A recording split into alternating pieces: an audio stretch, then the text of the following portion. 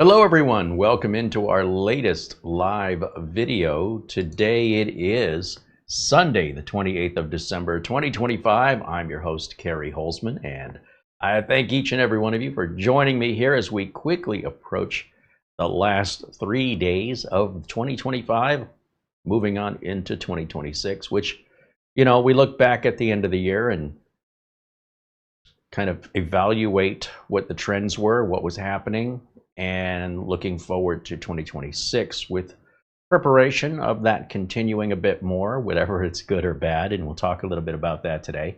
Of course, your questions are always welcome, and hopefully we'll have some good interaction in the chat room today. If you're watching us live, please join us in our chat room. Pop in, say hello. Even if you never have before, you're all welcome to join us, and we'd love to see you in there. A shout out and a thank you to our good friends over at VIP-URCDKEys. Now, these are the folks where I get my proper legal license keys for Windows and Office for my customers. And normally that information is not shared with the business. But I'm not like other businesses, and I want you to know where I'm getting legal licensed keys so you can get them too and pay the same price I'm paying. We continue to have a frustration that people will not read the video description. They continue to email us with questions like, where do I find those keys? Where do I buy them? And I keep repeating over and over and over again to read the video description, and it's not getting through. So we may be adding a watermark to all of our videos moving forward that just says permanently 100% of the time to please read the video notes, because I don't know how else I can draw it to people's attention because they're not listening. So with that, if you do see that coming in the future, you're going to understand why it's become a necessity to put it in the video and to help sort of Sherpa people to the directions they're looking for, even though they're there the whole time. It's like they're completely blind and helpless. Too many people are.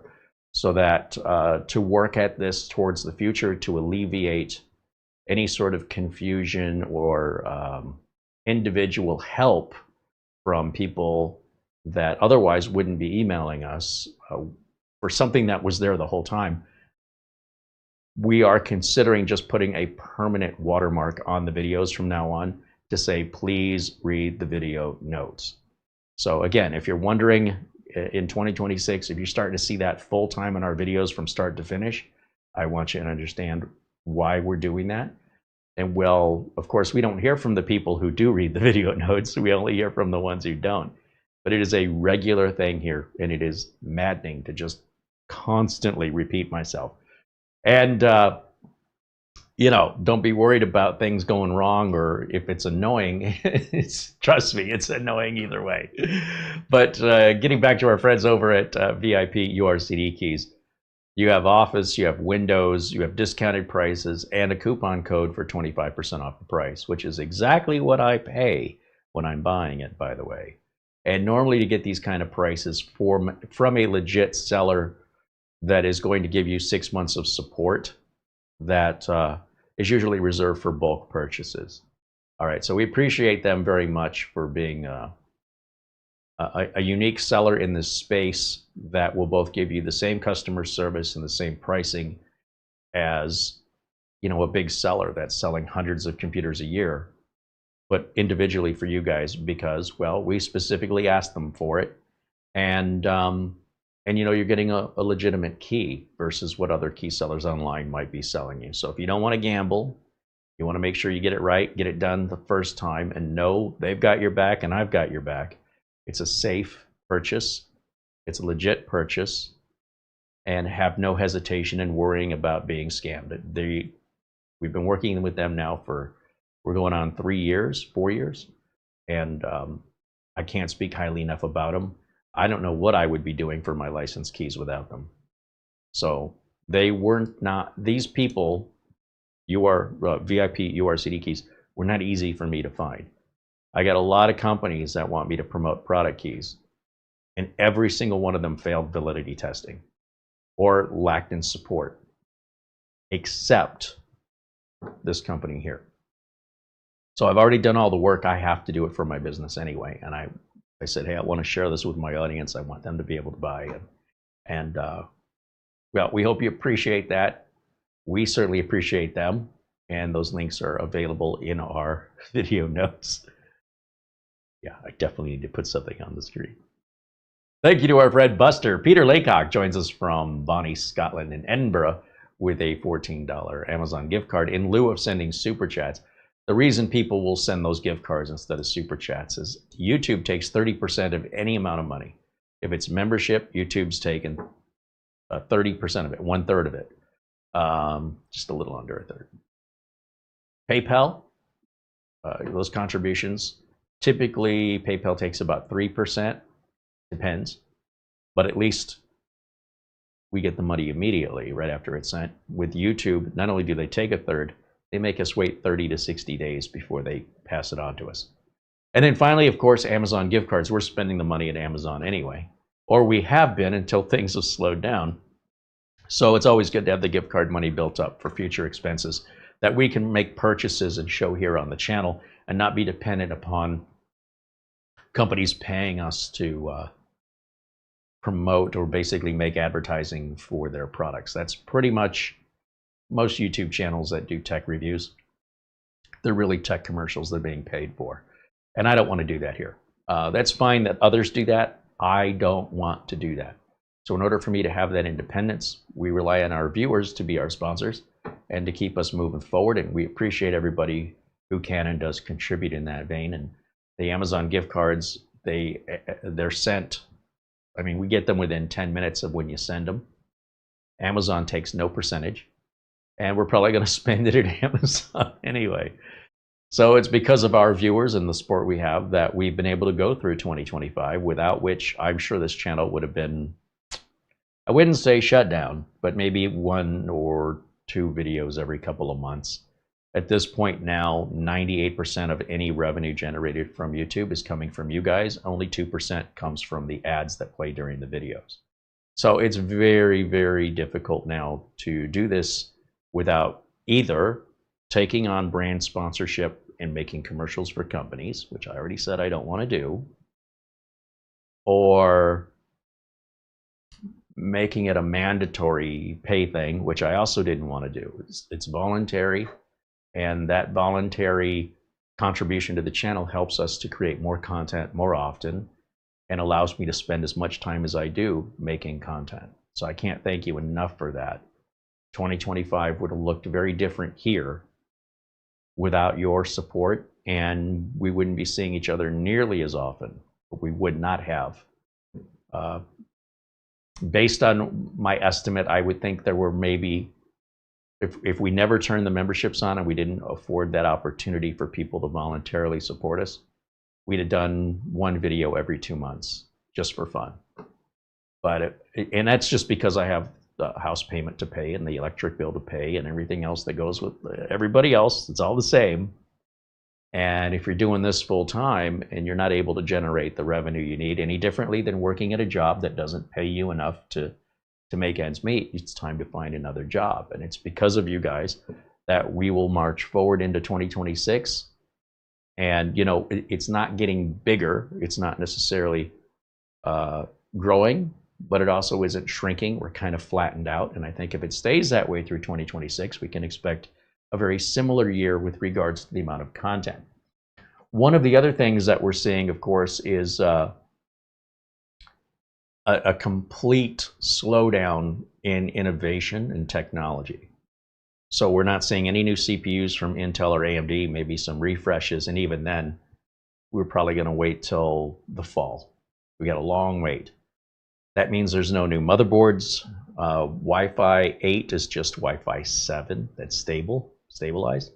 And I don't have any stability issues with Wi-Fi 7, so Wi-Fi 8 is dead before it's even been manufactured. It's all approved, all the standards are set, and when it comes out, it's going to be a big nothing burger for most of us. And it'll be another couple of years probably before Wi-Fi 9, so we're going to be kind of flat there for a while. Networking, we've already got up to 10 gig networking. I don't see that going anywhere else. There is 25 and 50 and 100 and 200, but that's so ridiculous since most people, home users, don't even use wired connections anymore. And those who do, very few even use 2.5. So I don't see that going anywhere for a few years. What else? It might sound depressing, but I don't really think it is.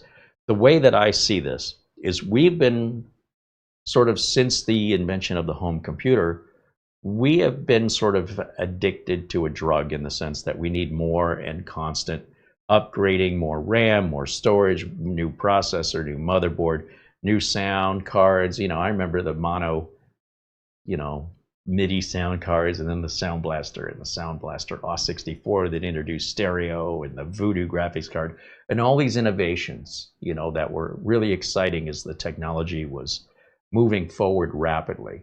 And now we're reaching a point where the technology's kind of hit an apogee, at least for right now. We've sort of reached our pinnacle, and well, it will continue to grow a little bit more. It'll do it in different ways. So for example, we don't see much use in AI, you and I, AI, but we will. It just isn't there yet. We'll be using it and don't even realize we're using it. With regards to home computer usage, we're seeing that start to drop. Business computer usage is going up, home computer usage is going down. Well, there's always going to be enthusiasts, regardless of the popularity of the public using the technology. I think our heyday is over for home enthusiast popularity. There's always going to be home enthusiasts, but it's going to eventually, what it's looking like, looks like we're going backwards now, back to like the early 80s, where it was just kind of a small group of people that were really into it for home computers. And then we would go back to having meetings and things, which of course, I don't think we're going to go back to in-person meetings, because we can develop much larger communities online. So we'll have fewer clubs than we used to have, but those clubs will be larger because they'll have a worldwide audience and virtual places for meetups. That's where I predict, that's what I see happening.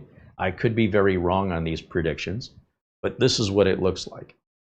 So the way I'm looking at this is, let's just say, for example, for the last 20 or 30 years, you have been just constantly keeping up or trying to upgrade, more storage, more RAM, new operating system, new monitor, bigger monitor, multiple monitors, faster internet connection.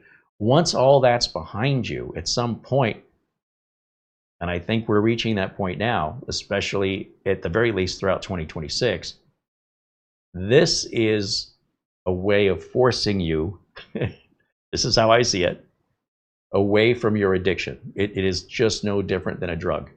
And so by not making things new, constantly new things to keep up with, by the RAM prices, storage prices, and CPU prices going up to the point where they're no longer affordable, it's sort of nature's way of balancing out a mental health recess, and for you to enjoy, just to stop all of the anticipation of what's to do next, and simply appreciate and utilize what you have today.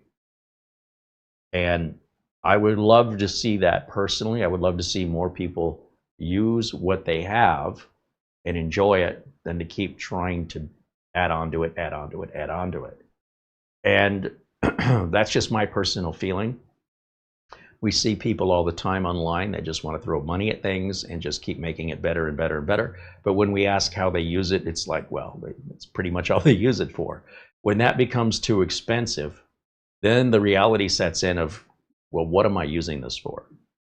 So this will be a good time throughout 2026, I think, to reevaluate what role a computer plays in our life, and whether or not we have one in order to take care of something, that whatever it is, an interest or a business, and what you need to do that, versus an emotional collection like Pokemon cards, which, or Beanie Babies, and these things tend to be sort of a fad. And so when people start collecting things, it ends up being for a period of time, and then it kind of fades out. And I think that might be what's going to happen this year, due to pricing and the lack of innovation overall flat across the industry. Now, if I'm wrong, I'm wrong, but I don't necessarily see it as a bad thing or a good thing. I see it as balance. And ultimately, there's no rules here. I mean, you can continue to buy and upgrade and collect if you have the kind of money and time. have at it. I'm not telling you parts are going away. It's just they won't be as affordable or as available with regards to certain computer parts until this AI thing is built out. So maybe a year, 18 months, 2 years max. And during that time, there's going to be alternative solutions introduced. I don't know what they are, but I can assure you somebody's got something up their sleeve that you're not interested in today, but you're going to see it completely differently as an alternative to a traditional computer. And when and if that happens, we'll be here to show you what it is and what to expect from it. All right, so I personally, I'm happy to get off the wheel that keeps going around and around and around for any reason. I don't care what the reason is. And if the AI bubble, the AI build out, if that's the reason that wheel stops so we can all stop being so dizzy and get off for a little while, it will spin back up again, but I don't think it's ever going to have the momentum it ever had for home users. Again, for businesses, nothing changes. Businesses will continue to purchase computers and continue to upgrade and continue to need IT support, security experts and such to keep their businesses protected. I just saw a video the other day. There's a grocery chain in Texas called HEB, and their computers went down, and there were a lot of people at the registers with their shopping carts, and they told all the shoppers, stop shopping, our computers are down. Please, everybody come up and get in line at the registers. Don't add anything else to your carts. And the manager came out, and this is on YouTube. The manager came out and said, ladies and gentlemen, our systems are down. We don't know when they're coming back up. What we're going to do is everything you've got in your cart is yours. You don't have to pay for it. You can go ahead and take this stuff out to your car. And this is our Christmas present to you and our apology for our systems for being down. Most companies don't do that. I've never heard of this before. When you talk about how much a business loses when computers go down, and you think about some of those people had carts filled with groceries overloaded, right, that they were intending to pay for, they weren't expecting to get those for free. And HEB couldn't say for sure when those computers were coming up, and they have a couple choices.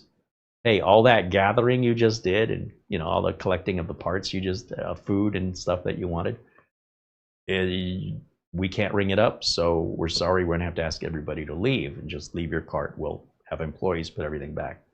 That's what the answer would typically be. And you're gonna create a lot of ill will and pissed off people who wasted their time. And instead, HEB said, okay, everybody, look, this is all yours. Merry Christmas. We hope that y'all have a good holiday, and want you to know we appreciate your business. And as the last customer left, and they weren't letting any more new customers in, right? Doors are locked. Last customer left, they're closed for the day until they can get those systems back up.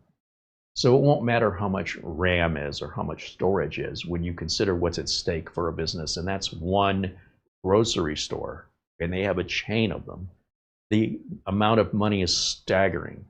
So if you're seriously an enthusiast that wants to continue to have your hands on throughout 2026, and potentially 2027, there's no better time than now to get a job in IT, to actually go and work for IT, because they need help desperately. Now, with that being said, it'll be interesting to see the way this plays out, but I don't think it's a bad thing. I think it's different, and people quite often don't like change. But sometimes the change that comes is the change you need, okay?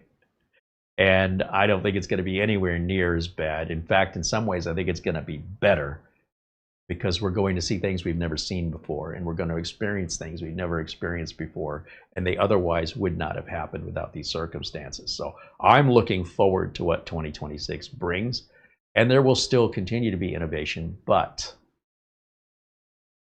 I don't think we're going to see much innovation with CPUs, motherboards, Wi-Fi, all the traditional stuff. Even with like RAM and storage, I don't think we're going to see much this year.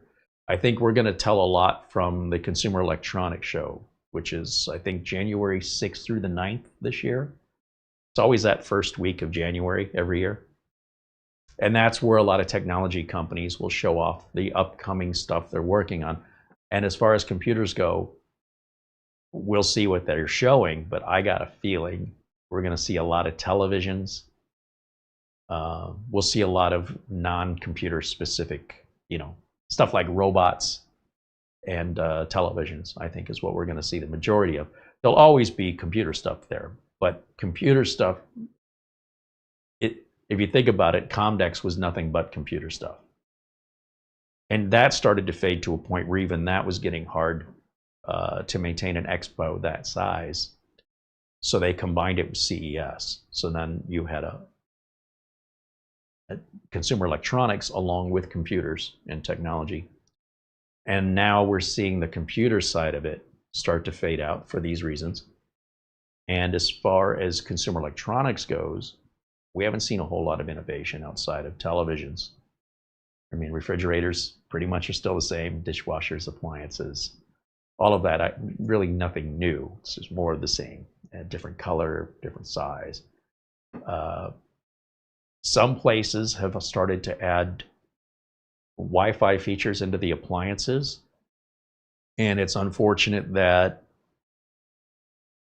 some companies won't give you like on the dishwasher, that the buttons on the dishwasher don't convey the features of the dishwasher. Only the app that you have to put on your phone on Wi-Fi does. So without the app and without the Wi-Fi, your dishwasher can't do all of the features that it was advertised with. We're starting to see that happen with companies like Bosch, very expensive dishwasher. And of course, anytime you get to these real high-end specialty appliances, you can expect more and more of that as we move forward. Those are the brands that typically need the most attention, cost the most money, and have the most restrictions. So Thermador, Viking, Bosch, all those big, fancy, rich people brands, that's what kind of comes along with that. Your standard everyday dishwasher or appliance that the majority of us own are still not going to have Wi-Fi, but they might. And if they do, there may be features that can only be accessed through the Wi-Fi. So make sure you do your research before you buy as we move forward into 2026 and beyond, because this has been a new trend. The problem with it being on Wi-Fi isn't about privacy. That's the least of my concern. It's that if the company shuts their servers down, you can't use your dishwasher anymore. It's not like it's on your Wi-Fi. It's using their servers, the company manufacturer of the dishwasher servers. So without that master controller, if the company decides this is costing too much, we're taking it down, or the company decides, we're losing money paying for this server month after month, year after year on this dishwasher you bought. We don't make enough money to just endlessly keep paying for the maintenance and upgrades to the server. So we're going to need a subscription fee from you, or you're just not going to be able to use those features on your dishwasher anymore. That's where it's headed. It can only head one way. The server always requires maintenance. It always requires security and updates. And as you sell more and more appliances, more and more people get on the server. If the server goes down because of an internet outage during that period of time, those features won't work. The dishwasher will still work. It just the added features won't. They've sold beds that connect to the internet, and when Cloudflare or whoever it was that went down, some of these beds that connect to the internet started to turn the heat onto the bed to the point that you couldn't turn it off. Now, of course, you could always just unplug. But again, when you're not the one in charge of the server, when the company is, if that company gets sold or goes out of business, that communication with the server stops. So your smart devices, they don't work anymore. When Google Nest retired their first generation thermostat, guess what? It still worked as a manual thermostat, but all of your, being able to see it on your phone, control it from your phone, that was all done by Google. Google says, hey, we're shutting this down. You got to buy a newer version of the thermostat. Now, sure, somebody cracked it, but unless you're technically savvy enough to know how to go through this process and find this information, the easiest thing for you to do is just buy the new thermostat. It's easy enough to put in. It's a couple $100, and you're good for the next 10 years, let's say. I think the previous one was about 8 or 10 years, but it'll this is the process, right? They're not going to just indefinitely keep paying for an old server and maintenance and security for a thermostat you bought 10 years ago. But if you just buy a regular thermostat or don't enable the Wi-Fi features, it'll just run forever like any other thermostat, barring typical failure. So anytime we're adding the word smart onto something or Wi-Fi onto something, don't expect to have it more than 10 years. That would be unrealistic. You might enjoy your Ring doorbell camera, but I don't think that Ring doorbell camera, if it's an original, is something you're even going to want 10 years from now, because they're probably going to have 8K cameras and faster Wi-Fi and better security. You know, now instead of black and white images in the dark, they can do color images in the dark without any lights on. I mean, they're advancing this technology in such a way that you're really punishing yourself by refusing to upgrade. And when they force that upgrade and you feel wronged, you weren't paying for it. You say, well, it was included when I bought it, right? They said that they would include the service, but I don't know that they ever said they would include the service until you decided you didn't want it anymore. I don't think they ever said that. I think it was interpreted and intentionally misleading, but it's that until they decide this doesn't make any sense anymore, so we don't want to support it. And it doesn't mean the unit stops working. It just means any of the smart features stop working. So access to your phone to be able to control it, manipulate it, all the benefits of having it compared to the thermostat you had before that. This just goes back in time to being a standard thermostat. So it still works. It's not like they say we're shutting off your heat and your air conditioning. It's not that draconian. But it is inevitable. Every company will do that with every product that connects to a server, given enough time. You need to know that when you're making your purchase. There is no company exempt from this unless the server is on your property, it's your server. And then it's your expense to maintain it and replace it when it breaks or fix it when it breaks. And very few companies have that. Some security cameras may have their own little home base, but otherwise, just know what to expect when making purchases moving forward. Yeah. And Mara says we've got an email, so let's check that out. Grab my glasses, and then we'll say hello to everybody here in the chat room shortly thereafter. Let's see. Mark Gaines sends $25.87 in PayPal. He says, this is my contribution in lieu of a super chat. Well, thank you, Mark, joining us from Northern Ireland. And thank you, of course, to Buster, as I mentioned earlier, for his Amazon gift card, also in lieu of super chat. You guys are amazing, members and contributors.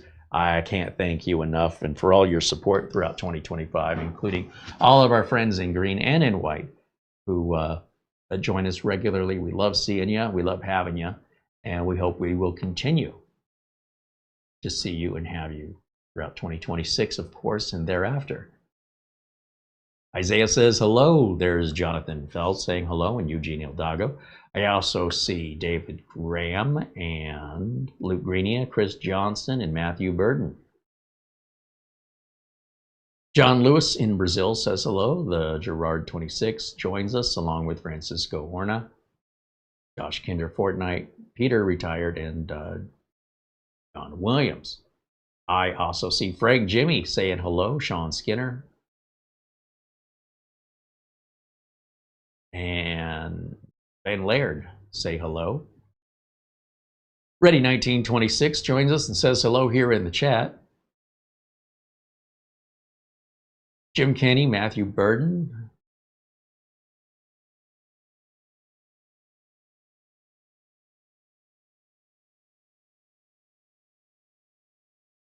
Somebody's name I can't pronounce, the Moppa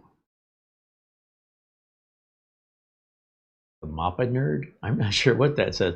Welcome in, whether I can pronounce your name or make heads or tails of it, welcome in just the same. There's Thomas MacT and our friend Planet Cryos saying hello. Nicholas Barlow joins us along with the Gerard26 with a contribution of, well, it's another country's currency I'm not familiar with, but thank you for the support and your contribution of any amount, whatever that turns out to be. I appreciate it very, very much. He says, this is my Small way to support the channel. Hey, that's all it takes. Enough people that contribute in small ways end up with big results, and we appreciate each and every one of you. Thank you so much for that. Andy W6AD joins us, says hello.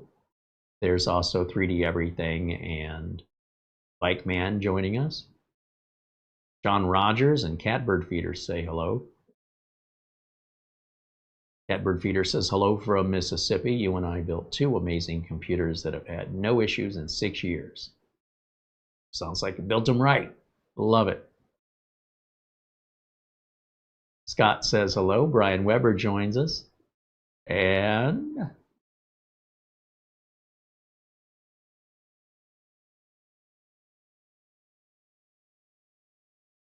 Bikeman says, I imagine if the PC sales stop or flatten out too much, hardware manufacturers will get with Microsoft to release a newer version of Windows.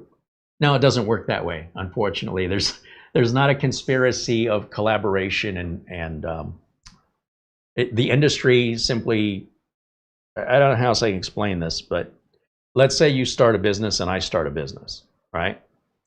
And you sell, maybe you install gates and I install, gates and fences, and I install, sell rather, paint.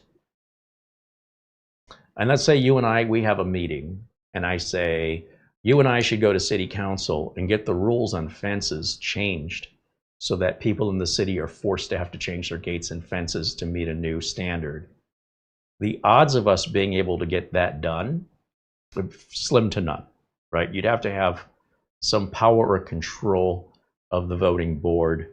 Otherwise, you're just like everybody else. It goes in one ear and out the other. And, you go to your meeting and you present your. So Microsoft is a very large company. They don't need any help from Dell or HP. They don't need it. Absolutely not. And HP and Dell, Lenovo, they don't need anything from Microsoft. These companies will survive independently and are not dependent on one another in any way. Zero. So that being said, there's nothing in it for Dell, there's nothing in it for Microsoft, and Microsoft isn't going to convince their investors, or nor is Dell or HP going to convince their investors that another company should guide their business strategies. That's absolutely absurd. But what you have to understand is when it comes to home PC sales, Dell, HP, Lenovo, and Microsoft could stop all home PC sales and they would barely notice a difference in the amount of money they make that comes from businesses. Home PC sales make up maybe 12%. It's a very tiny amount. So if you had $100 and I say, I'm going to take $12 of it, that's going to leave you $88. It's not really that much. Do you really miss it? That's fine. So that's the unfortunate. I realize home users, they don't want to hear that. They'd like to hear that their business is important and it will be missed. Unfortunately, when it comes to consumer goods, we're mostly talking about things like grocery stores, and consumer goods traditionally just don't make much money. If you look at the average amount of profit a grocery store makes on each individual item they sell, I mean, they're counting on you filling a basket. They don't make much just because you bought a loaf of bread. The amount of money it costs to stock it, to pay the rent, to pay the employees. Each one of those shopping carts is over $300 a piece that people just steal. There's a big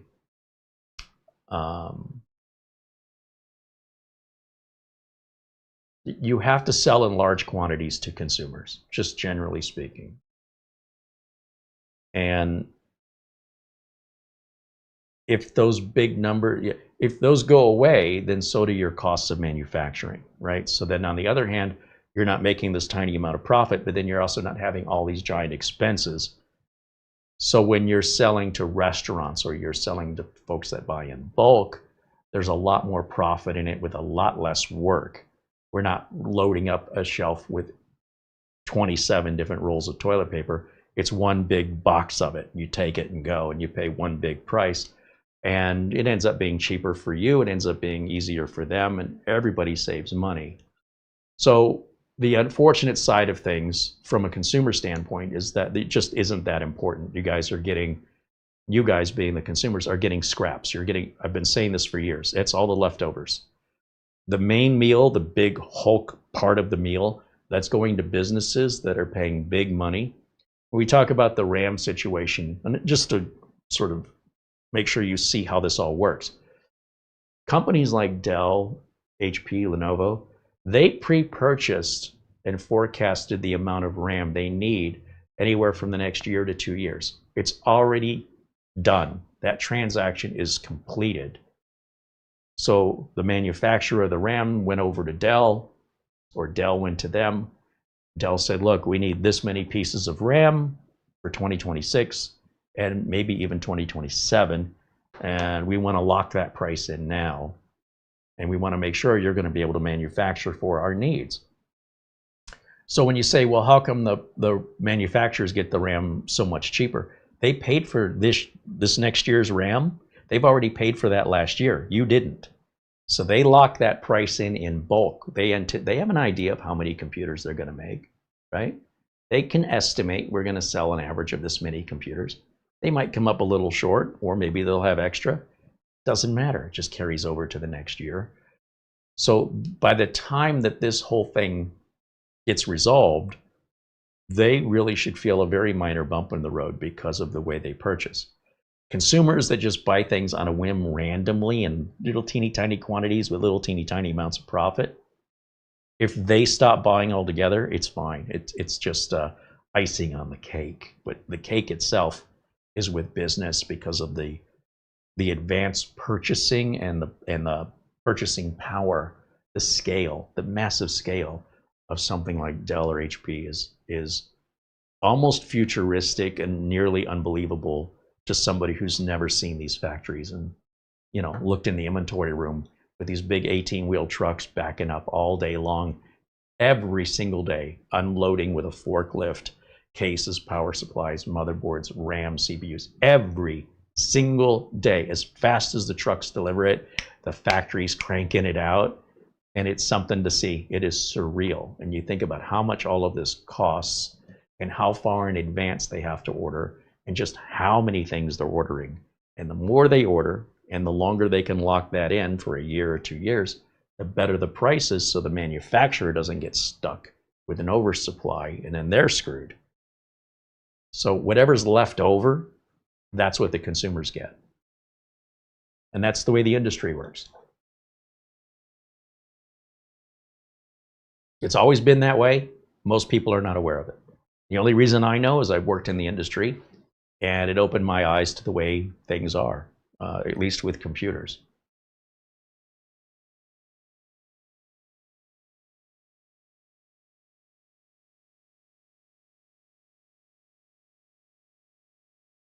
David Herzog joins us and says hello. Just getting back to saying hello here to everybody and looking for any comments or questions I've missed.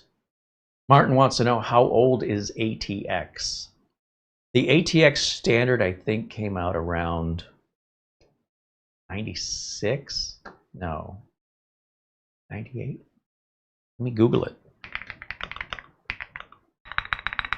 How old is the ATX standard? 95. It's about 30 years old. According to Google, anyway.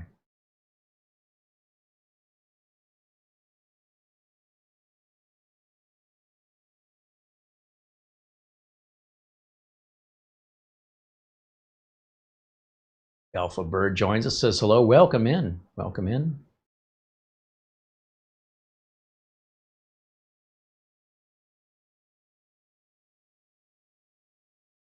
David Graham says, I don't even know why anybody has a dishwasher. It takes seconds to do dishes. Somebody must live alone. I'm pretty sure the Brady Bunch had a lot more dishes and pots and pans. It cost a lot of money to feed all those people, and you got to cook a lot of food. So you're probably going to cook it at home, and then you got a lot of dishes to wash. Hey, to each their own. Really, dishwashers were intended for the standard American family, your traditional husband, wife, 2.3 kids, a dog, and a white picket fence kind of thing. And more Americans than ever before are unwilling to do dishes, even if they've got one. I've seen people put 3 dishes in a dishwasher and run it. I won't say names.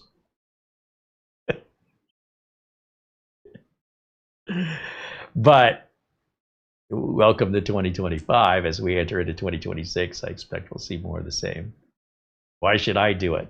The dishwasher will do it for me, and the dishwasher will sanitize it. So that way, you know, you go to a restaurant and you put the utensils, the fork, the knife, the spoon.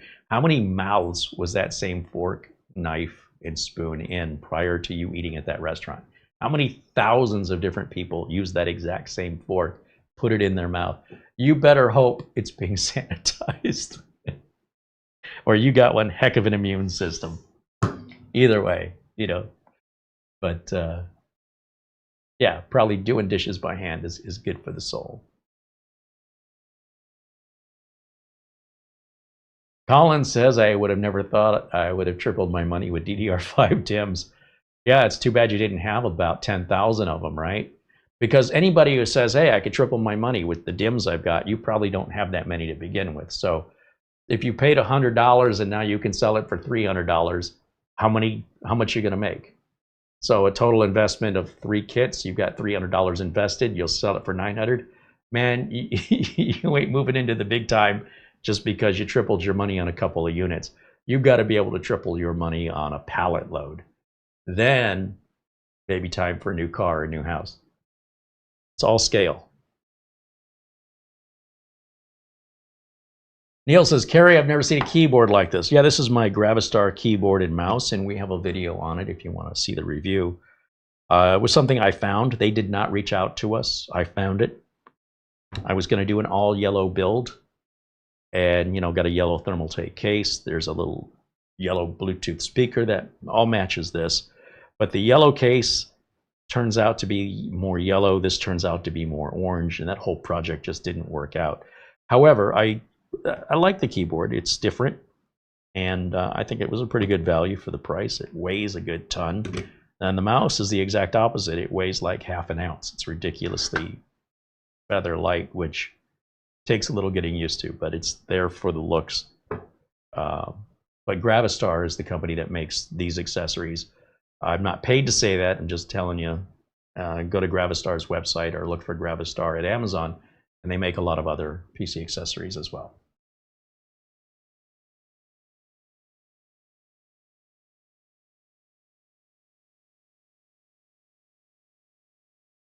You know, one of the problems you have with selling this stuff, of course, is finding the buyers.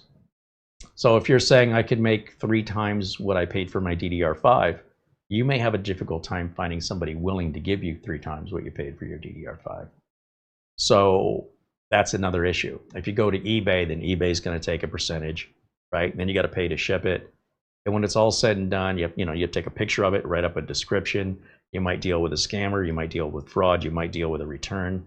And then you might think even for 3 times that $100 DIMM being sold at $300, even if you could find the buyer, it ends up costing you money. So it's not as easy as people make it out to be. And of course, the more of it you've got, the more of a hassle. So now if you have 10 packages of RAM, you've got to individually, assuming they sell, pay each commission on each sale to eBay. You've got to pay each shipping for each individual sale. You've got to set each individual one in its own package with its own address. And unless you sell them all on the same day, you're going to make multiple trips to the post office over and over and over. And then if there's any problem with the RAM when the buyer gets it, whether they've swapped it out with their bad RAM and they're trying to scam you, or they're saying they never got the package and they're trying to scam you, or it is legitimately damaged in shipping, whatever the excuse is, you may find it's not that easy to make a lot of money in this way by simply buying and reselling when it comes to computer parts. That's why I'm a big fan, and I've mentioned this before, my jealousy of the companies that sell food at the mall. Like, take Cinnabon. When you go and you buy a Cinnabon at the mall, whatever that transaction is completed once you're given your Cinnabon and whatever else you ordered. We're done. So unless you bite into it and it's cold or something's wrong with it, we know right away, not 30 days later. There's no shipping cost. There's no potential damage between getting the product to the customer. There's a low inventory cost because it's cheap as heck to make. It's your rent and your labor. That's what really costs the most amount of money. And the customer doesn't call you back 3 months from now and say, you know, that Cinnabon I bought from you 3 months ago, I feel like I still haven't digested it. Well, too bad. You know, that transaction's done. But yet, when it comes to computers and other consumer goods, it's not uncommon for people to come back years later. You know, we have a gentleman in the chat that said the computers we built, you know, person in Mississippi, 6 years, they're running great. Nobody says that about the Cinnabon they had 6 years ago. So to have a sort of a one and done transaction, and if there's any problem, you know immediately. You're also not dealing with a large amount of money. So even if you had a dissatisfied customer that just wasn't going to be happy, you give them back their $6. Either way, that's done for life. You got your money back. Sorry I couldn't help you, and we'll never see each other again. I'm good with it. But if you're making a couple $100s on a PC sale, and that person can keep contacting you for help endlessly throughout the entire life of that computer, any sort of profit you made will slowly just dwindle away in your time. And especially when it's not a problem with the computer, but rather just they're looking for free tutoring. And so, you know, certainly companies have instituted policies to prevent this, such as if you're going to call outside of the warranty, I need a credit card number before we start. And then people are pissed off at the company and they'll say, I'll never buy from you again, even though the company didn't do anything wrong. They just, consumers just don't, some consumers just think that that comes with the price in this particular category of purchase, but they don't apply those same rules across the board to other purchases they make. It's just not a fair system. And it's that reason why it adds to the fact that business is so attractive, especially for people like me, where I can have a lot more regular work, really no downtime, unless I want it, get paid a lot better, and, you know, have a regular income, take regular days off, not get the calls on a Saturday night or a Sunday morning from people. I mean, I've had end users, customers of mine, call me on Thanksgiving Day with a computer problem. And I answer it. Usually I'll let it go to voicemail, but I'll usually return the call. And it is, well, to me, it's very disrespectful. Like, you couldn't wait till tomorrow for this, you know? Couldn't you assume that I'm out of town or that I'm with family and I'm enjoying a day off? You can't give me that day off. It doesn't matter what the holiday is. It could be Memorial Day, Labor Day, Christmas Day, New Year's Day, 4th of July. If I was working in business, I would guaranteed have those days off, or I'd be making twice as much money if I was working them, twice as much per hour, time and a half at least. I'd be compensated for that. But end users don't do that. They just expect it when they expect it. So as that diminishes the value of home users, you can understand that when home users start saying, you know, start implying they have some kind of control, like, I'll take my business somewhere else. It's like, well, okay, not losing that much. In fact, might be worth it to me to encourage you to take your business somewhere else if you're somebody that is going to call me on the week after normal business hours and be expected that I've got nothing else going on in my life but answer those calls. There's a price for everything. Don't get me wrong. If there's customers that are buying thousands of dollars of equipment from me on a monthly basis, that's a different story, right? No differently than if I'm working at a corporation that's paying me thousands of dollars a month in salary, and now they need me on a weekend. I'm going to see that very differently from somebody looking for free support from a computer they built 3 years ago that's calling me on a holiday or after business hours without so much as giving me 1 ounce of consideration. It's very offensive to me. And the older I get, the angrier I get at it. Like, what did I do to you? You know what I mean? So these days, those calls all go to voicemail, and I won't even return them on holidays anymore unless that customer has been very, very good to me financially, or it's a recent computer sale. And even then, there's not much money to be made in these computer sales. And I never guaranteed I was, you know, you call Best Buy on the holiday, like Christmas Day, they're closed. They're closed. So anyway, I would be curious to know how often the phone rings at Best Buy on Christmas Day when anybody with any common sense knows they're closed. I don't get it, but I would be curious just how big those numbers are. On average, each Best Buy store gets an average of how many calls on Christmas Day from people who are oblivious that they're closed, times how many stores they have, and how many people does that translate out to? Thousands? So businesses don't do that. There's a much bigger appeal to work for a business than there is to work for a consumer, just in general. And there's a lot more appeal to sell to a business than to sell to a consumer because of the scale and frequency of those purchases. So those businesses, they're the ones who are calling the shots, not the consumers. The consumers never call the shots on consumer goods. They simply don't. The goods go up in price. If it's too much for you, don't buy it. They don't care if you can afford it or not. When we had the egg crisis and the pandemic and milk and eggs and butter was all sold out. And then when you could get it, it was profoundly expensive. Same with toilet paper, paper towels. When they had it, you paid that price or don't buy it. They don't care because there's another consumer there that will pay for it if you don't. That's not a problem for them. Okay. It's a problem for you, but your problems aren't their problems. And I think it's important we all have proper expectations, knowing where our place is in this whole economic chain so that we're not feeling like it's unfair. I'm not saying it is fair, but it hasn't changed. It's always been this way. And, for the most part, what these businesses are being held accountable to would be federal protection laws here in the United States to make sure that they're not feeding you poison, because they would, or selling you supplements that claim to cure ailments that they're completely not unproven. So companies like Herbalife and pyramid schemes and other businesses that in the past took advantage of consumers. It's not the consumers that are realizing it. It's the federal government that steps in and says, hey, we're going to hold you accountable for this on behalf of the consumers. Very rarely does the federal government get involved in a transaction when a company is buying inventory. So Dell is buying inventory from Crucial.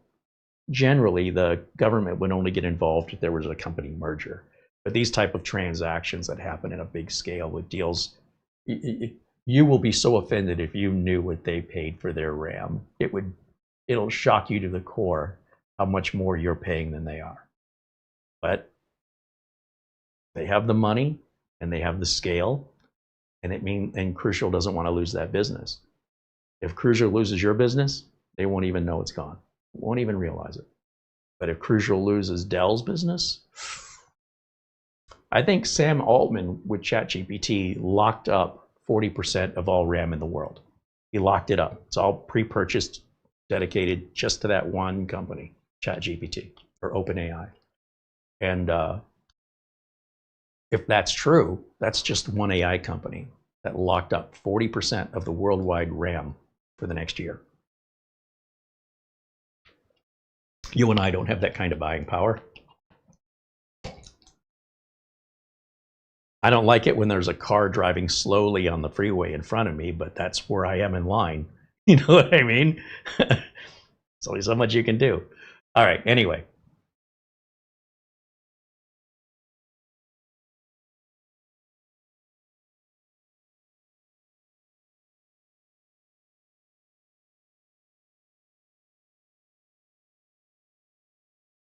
Frank Jimmy said, I received a text message from a person at 2:30 a.m. on Christmas morning. I responded to them at 9 a.m. Friday, the day after, on December 26th. They did not respond to me. No respect for business hours.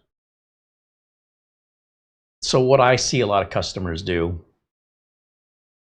is the minute they have a question, before they try and figure it out on their own, which may involve nothing more than reading what's on their screen, it's easier to pick up the phone and call you and say, please explain this. Please read me a bedtime story. What are you talking about? The information's on your screen. So probably, at least in my case, when customers call and they say, hey, I need help, can you call me back? And they don't tell me what the help is, like they're not specific in their call, Usually, if I let them simmer, because remember, I have a 4-hour service level agreement with my professional clients, and I generally just extend that across the board. I don't try to have different rules. So I will intentionally, even if I have nothing else to do, I am bored, I will not call them back.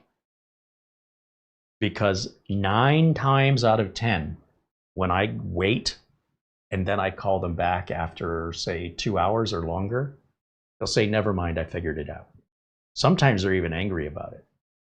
Oh, never mind. Thanks for nothing. Did it myself. That's what you should have done to begin with. And I can assure you that if the first thing you do is say, oh, you're having a tech support problem? How would you like to pay for the call? Let me get a credit card from you and we can start diagnostics right now. And it's a holiday, so it's going to be twice as much. You're going to be wasting your time on the phone because they're going to get pissed off at you. They're going to curse you out and they're going to keep you on the phone for an hour. So once you engage in that, you have to have a time. You have to say, okay, listen, I can't stay on the phone with you if I can't get that credit card number right now. If the next thing the next words out of your mouth aren't a credit card number, call me back when you're ready. You're not going to have happy customers if you do that. And if you call back and don't collect the credit card company, then you aren't going to be happy with your customers if you do that. So if I let the customer simmer for a couple hours and then I call them back, if they still have a problem, and assuming we're not on a holiday, and assuming it's reasonable and something I don't mind doing, I don't bill them for it. But that just encourages them to do it again and again and again. Somebody is going to get the short end of the stick, whether that's you because you feel bad for them, or it's them because they feel entitled to it and that you owe them, or that you have to charge them and they don't feel that's something they should have to pay for. Again, these are problems you have selling food at the mall. Transaction's over. We're done. So unless somebody comes back later with food poisoning claims, what are the odds of that? And it won't be at 2 o'clock in the morning on a holiday. I'm just saying, this isn't something businesses do. It's only something consumers do. And you won't make anywhere near the amount of money with consumers that you make from business. And that's true of pretty much any business you're in. Cinnabon could cater a luncheon at Intel and completely not have enough food to feed everybody and make a lot of money. Or they can sell onesie twosie to individual clients that have nothing to do with each other, just random purchases.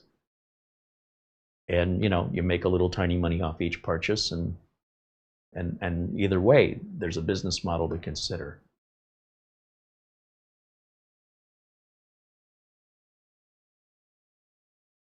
Raphael says, what does it mean that they lock up the RAM? What I'm saying is they've got a contract, and the contract states, I'm going to buy something from you. Okay, let's say you have a factory and that you make a product. You make gizmos. And I say to you, how many gizmos can you make a month? I can make 10,000 gizmos a month. Okay, what if I bought all 10,000 gizmos a month for the whole year? Would you give me a discount? Yeah, I'll give you a discount. Great. That's the negotiation. We work out that pricing. We sign a contract. You are obligated legally to provide me with every gizmo you make at a cost of X amount per gizmo from this period of time until this period of time. I sign it, you sign it, the lawyers sign it. It is a legal document that I can take you to court for if you fail to fulfill your end of this deal. Likewise, if I don't pay you for what you're doing, you can take me to court. And I mean, seriously, this could be felony, this could be jail time for grand theft if I don't uphold my end of that contract. You are legally bound by the United States law and the contract you signed to engage in a particular business transaction at a certain price for a certain period of time. Therefore, it's locked in. It cannot be changed. Once the contract is signed, it cannot be changed. Some contracts may state that it's possible to change the contract if both parties agree to those changes and those changes meet certain requirements within a certain period of time. But mostly, once the contract is signed, it's set in stone, it's as good as gold, it's done, nobody can change it, nobody can affect it. That's it. So that's when I say locked in. I mean, it's locked. No in, no out. That transaction is as good as done until the time period expires. So long as everybody involved in the contract meets their obligations. The manufacturer of the gizmos makes the gizmos on schedule. The person buying the gizmos pays for the gizmos on schedule at the agreed upon price. So we'll take every gizmo you'll make in the next 12 months. In exchange, you're going to give me a good deal because I'm going to save you a lot of money. You don't have to worry about selling your gizmos. So any cost of marketing that you had, that's all profit now, right? You don't have to spend that money. Cost of distribution to numerous locations, nope, I want it all distributed to one place. That's going to save you a lot of money in distribution. I expect those savings to be passed on a per unit cost to me, and then I will absolutely take everything your factory can make for this period of time. And then as we approach the end of that contract, we may renew another one prior to that contract expiring that continues to keep everybody else locked out of the deal. That also helps me as a business to protect myself against my competitors poaching from my vendors. So if I lock in every product my vendor makes, then Lenovo, let's say I'm Dell, and I lock in every bit of memory Crucial makes. Now, Dell and Lenovo have to go somewhere else to get their RAM unless they also have an existing contract with Crucial. And maybe they have an option to renew that. But at some point, the factory can only make so much RAM. That's it. And you say, well, they could build another factory. It'll take 2 years to build another factory, minimal, plus the amount of investment that takes. So when all these AI bubbles burst and nobody wants RAM anymore, they've got a big old factory that isn't even finished yet, potentially, with a massive expense they won't be able to pay off. And there'll be an oversupply of RAM they can't sell. So they're not going to build another factory. That's not happening, not unless this continues for some time. Then, of course, you get into the rumor mills and the gossip. Well, Asus is going to start making RAM. No, they're not. Well, Windows updates is crashing SSDs. No, it isn't. The amount of false information and gossip being propagated online in 2025 is the worst I've ever seen in my life. And it's going to get worse. And being able to siphon and filter between real information and accurate information versus complete nonsense is going to get harder and harder, to the point where some people will say the internet is worthless. Because yes, it does contain a lot of factual information, but it also contains a lot of lies, a lot of gossip, and a lot of conspiracy theories that are unproven. And a lot of people will spread stories without verification. They'll read something like Asus is going to make RAM, and they repost it. But any modicum of searching on that would validate that there is no such. Asus never said that. They never said it. And then eventually, usually within a day or two, the company will come forward and say, just so everybody knows, we don't know how the hell anybody got it up their bonnet that we were going to make RAM. We never said it. So now this company is completely blindsided that people are saying they said something they never said. And so many people are propagating this information, obviously not verifying it. They're just lying. They're taking it, they're assuming it's true, and they're continuing to propagate a lie, and they are participating in fraud because they can't be bothered to verify if what they read online is real. They're immediately believing it and sharing it with others, who are immediately believing it, sharing it with others, to a point that it escalates to the company having to respond and say, please stop. We never said this.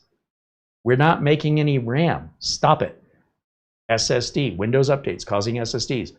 We're going to start burning witches at the stake again? Are we de-evolving as a society into a mob mentality where we no longer can think for ourselves? So the internet will continue to be a place that contains very helpful and accurate information, but it's not going to be at the top of the pile. You're going to have to dig down a bit. And the worse this gets, the more you're going to have to dig. At some point, you're going to say, hey, this isn't worth the digging. It's not worth it. But we'll see how it progresses. But it's a little frightening to me to see the abuse of the system and taking advantage of how gullible people are. And all we can do is, make you guys aware that it's going on, and don't be gullible. You see that link that has an outrageous story? It's probably not real. My default is, this probably isn't real. When I saw the Asus is going to make RAM, I'm like, no, they're not. Until I see evidence from Asus that says otherwise, your first clue is that the information doesn't come from Asus. Even if the article you're reading says, so-and-so at Asus said, quote, how do you know that's true? Because if Asus really said that, there'd be an official link at asus.com from that person that supposedly said that thing, if that person even exists. So why do they do this? Because you clicked on it. And when you clicked on it, they got paid. That's it. That's it. If you stop clicking on the stuff, as long as you keep reacting to it, they're going to keep doing it. And the minute you change your behavior, they'll change their behavior. But if they already know how you're going to respond, then they already know to keep doing what they're doing. And until you change, they will not change. Why would they give up making such easy money?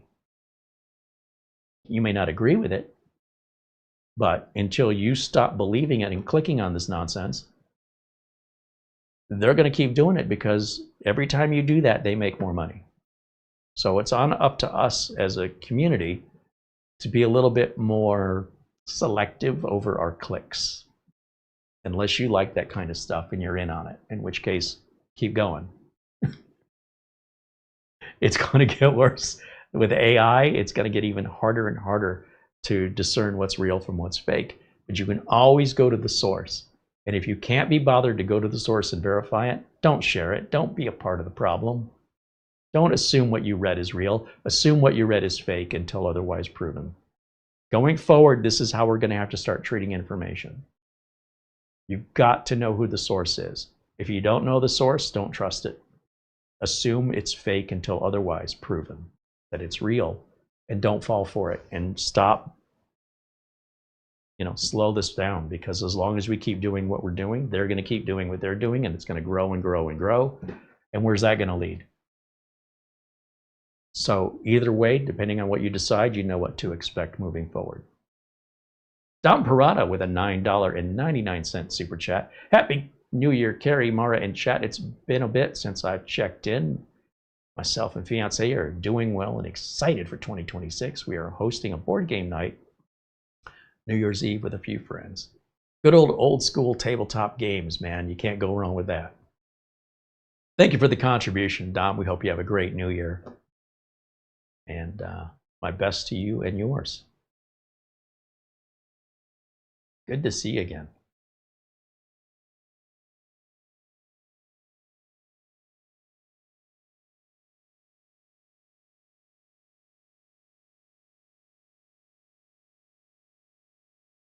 All right, any other subjects, concerns as we move forward into 2026? I really think it's a great time to appreciate what you have. Use what you've got. Sometimes things happen that we don't necessarily want, but it turns out it's exactly what we need. Isn't that an old Rolling Stones song? You'll see. We're going to be changing some things because we're being forced to, but the things we're changing into, I think people are going to be overall happy it happened. When we look back on this 2026, when we're at this point in 2026 and we look back on the year and how we're seeing things differently and doing things differently, I think we're all going to agree it got better. That's what I predict. And that this is a blessing in disguise for consumers and businesses alike. I could be wrong, but I would rather go into it with a positive attitude. And also, in my history of life experiences, I have often found that a lot of things I think are terrible turn out to be the exact opposite. I've shared a number of stories with you guys where I really thought I screwed up and it turns out I couldn't have done a better job. right? We talked about the stories where I thought I was going to get fired and instead I got promoted, or I thought I was going to get promoted and instead I got chewed out. Sometimes life is not what it appears to be, but it will always be out of your control to a certain extent. And just be open to new experiences because you don't have a choice anyway. So why not just accept it and go for the ride? And you might just find out it's the best ride of your life. That's the way I see it. Brian Weber said we need an AI detector. Yeah, we could probably do that with AI.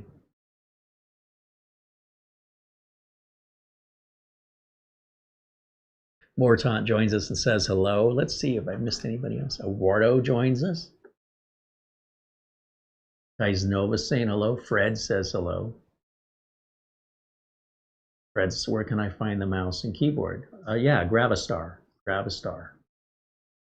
Gravity Star. Gravistar. Just Google it. Super easy.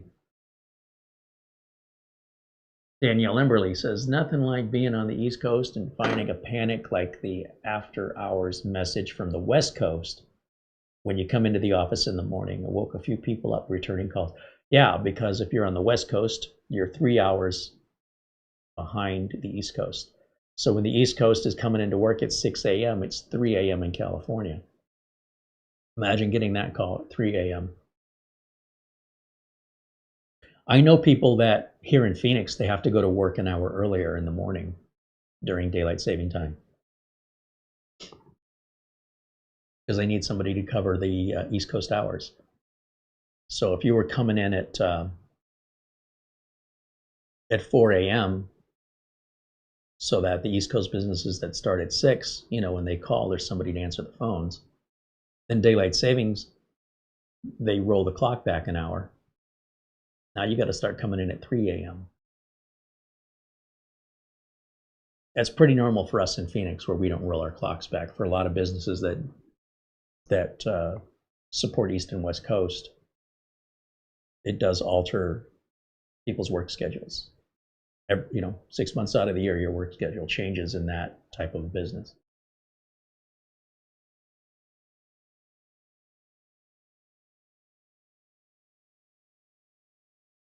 Michael Lavelle with a $10 super chat. He says, I just got back from a new burger joint.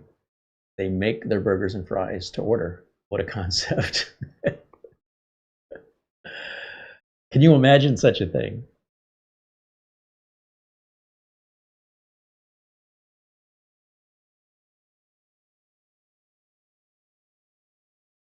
Mark Baggett joins us and says hello.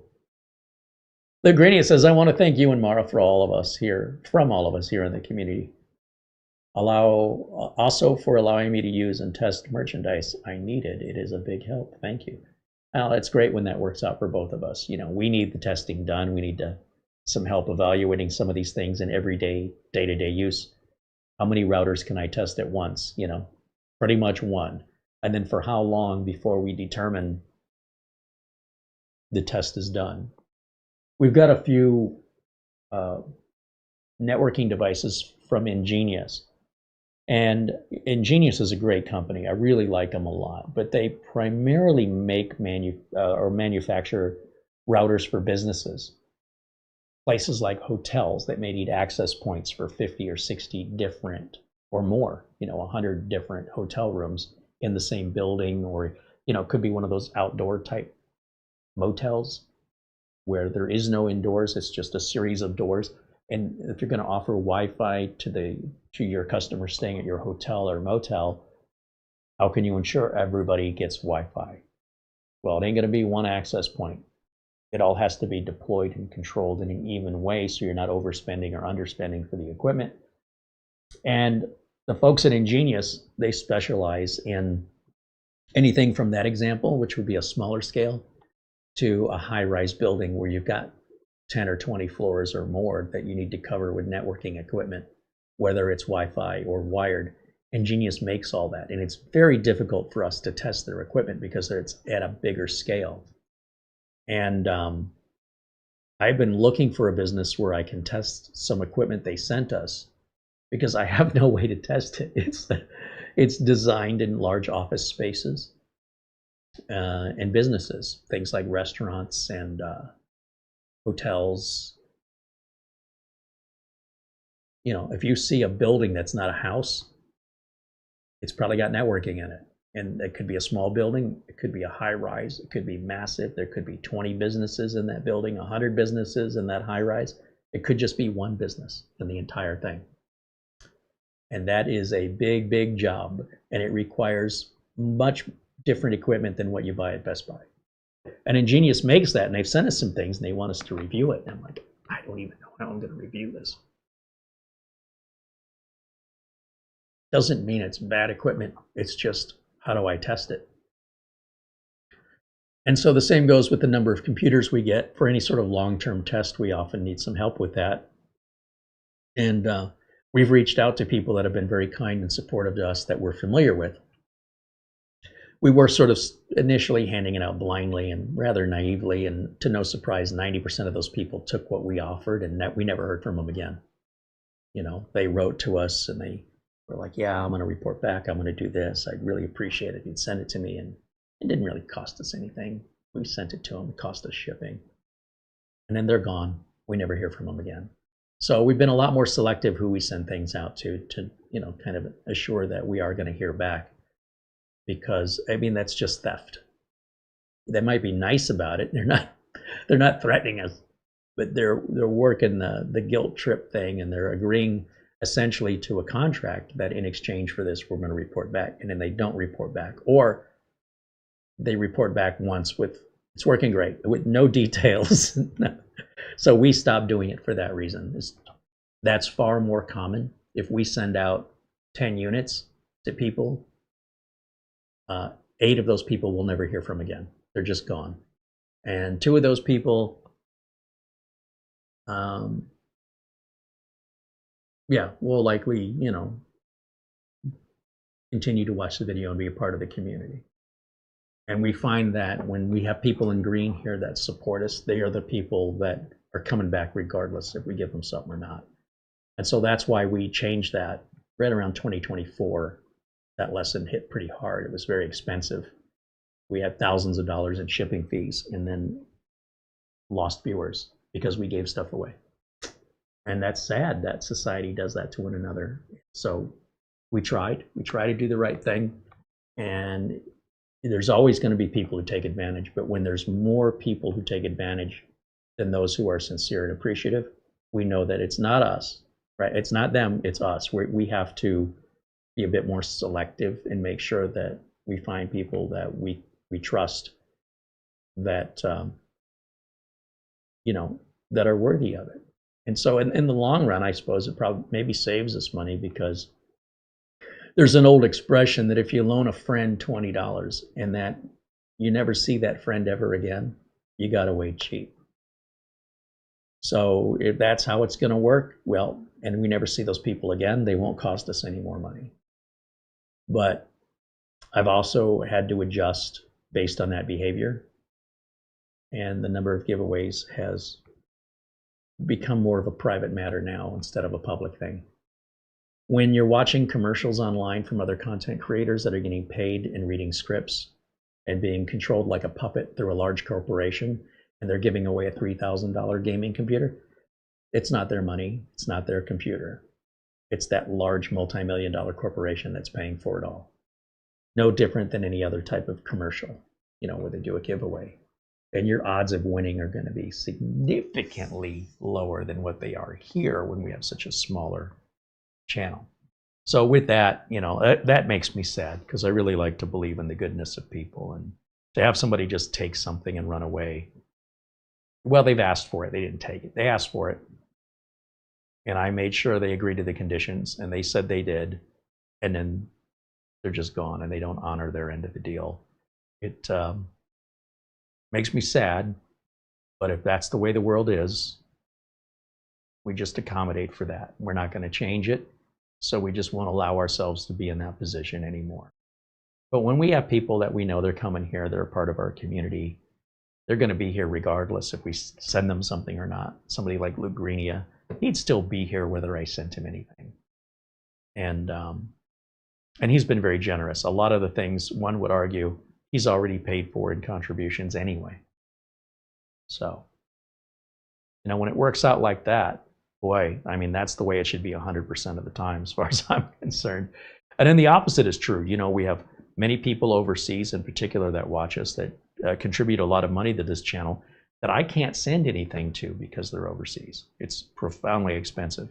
And yet they continue to contribute and support and don't ask for anything, special favors. But if anybody would ask for special favors that I would make an exception for, it's all of them who do that. Because I am so indebted to them. I didn't take the money and run either. I'm still here and I'm using the money for the channel, which is how it's intended.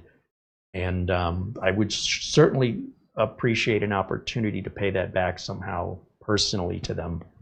I just not sure how, other than software, something that's very easy to ship. But I always let people know when they're supporters here that we're happy to do whatever we can to bend over backwards and help you, to show our appreciation for your support in the same way that you're supporting us.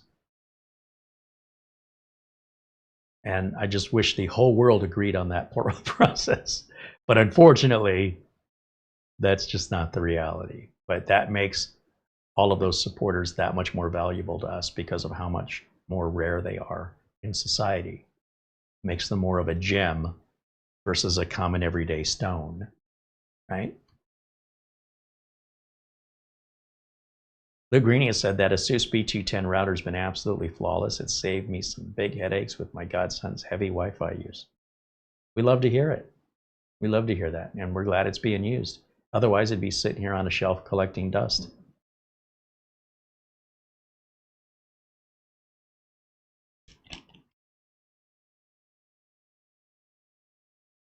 It's a win-win. Everybody wins all the way around. Manufacturers getting real-world testing from an end user, not from some nerdy guy that wants to run a bunch of simulations. Those simulations are a complete waste of time. Benchmarking is a complete waste of time. The best benchmark is you sitting down and using it every day and how you feel about it. There's no piece of software that will ever replace that or will ever predict it. Sometimes it'll coincidentally align with your feelings, but that's purely coincidental. Unless your feelings are solely based on benchmarks, which again are disconnected from real world use case scenario. When I run benchmarks, I'm looking to make sure that I'm getting what I'm paying for. I don't look for a specific benchmark number, but rather sort of a ballpark, a low end and a high end, and I like to fall somewhere in between that, like on an NVMe drive. I'm expecting certain speeds at a certain price. Whether or not I need it is irrelevant, and then I don't ever run that test again. Once I'm able to establish the numbers, if I run Cinebench to test the heat to make sure the cooler's working and the CPU's not overheating, that's an extreme test that does not represent normal world use. And once it passes that test, I never test it again. We're done, unless the customer reports a problem. All I'm trying to do is reduce the odds of a customer coming back with a problem by running a few minutes worth of tests. If I run Cinebench and it's causing the CPU to overheat, then it's a question of, do we have our L1 and L2 voltages set correctly on an Intel motherboard? Do we have the cooler sitting properly, and is it a big enough cooler? But I don't expect the end user to ever run the system that hard anyway. So even if it were shipped that way, it probably still would never come back with an overheating. But it's my way to just take a few minutes and put it under a worst case scenario that is unrealistic from most realities. And then I have peace of mind when I send it out. If it comes back, it won't be for that reason. But I'm not looking to get any more performance out of benchmarking. I mean, we continue to talk about the lies and manipulation that occur online and how bad they gotten this year. I mean, we couldn't close the year out without somebody stating a registry entry change in Windows can make your NVMe drive run faster by taking it out of SCSI mode and putting it into native mode. Okay. I think people have reached a point of ignorance that is now starting to make my head hurt. Think about this logically. you, not you personally, but the people that participate online in this absolute garbage, and they want to believe it. I want to believe I can make my computer faster by clicking my mouse and moving my keyboard. You can optimize, okay? You can make a little bit of a difference. But really, if you're serious about wanting a big upgrade, a big performance difference, you're going to have to replace some parts. You're going to have to open your wallet. Anything else you can do is just tiny. You know, I can turn off the graphics effects in my video card, and now things may seem faster to you because you're not seeing the windows draw. Instead, the windows just open. Someone else goes, well, that's ugly. I liked it when it drew. Someone else goes, but look how much faster it is. The truth is, it's still the same speed. It's the perception of the human eye that is convincing people in a placebo that the machine's running faster. It's not any faster than it was before. Anyway, these people will have you believe, and I really want you to think about what they're telling you, and if you believe it, that Microsoft is crippling performance of Windows on purpose, that they are withholding performance from you. Wouldn't that be great if that were true? Like, wouldn't it be something that somebody figures out, all you got to do is turn this screw and you get 100 more horsepower out of your car? That's not how it works. It is just ridiculous. The reason, and I want you to think about it. In fact, I don't even want to tell you the reason. I want you to tell me the reason. If Microsoft has enabled a certain kind of driver that is primarily used on servers, with server equipment, and they're saying if this isn't a server and this isn't server equipment, then we're loading this other driver instead. You understand why they did that, right? So then somebody figures it out and they go, hey, you know, they configure servers differently than home computers. Oh, is that why they call them servers and those are called home computers? If they were the same thing, wouldn't we call them the same thing? And you're telling me you're shocked that a server uses different drivers for the different equipment that it has in it. And so out of curiosity, you make those same changes onto your computer and you notice your NVMe speed goes up about that much. Free performance, that much free performance. And without any further investigation, you blog about it like you just discovered a new element in the universe that's been there the whole time and for good reason. And without understanding the reason why that exists, you act like, and when I say you, I'm talking about the people that participate, not you personally.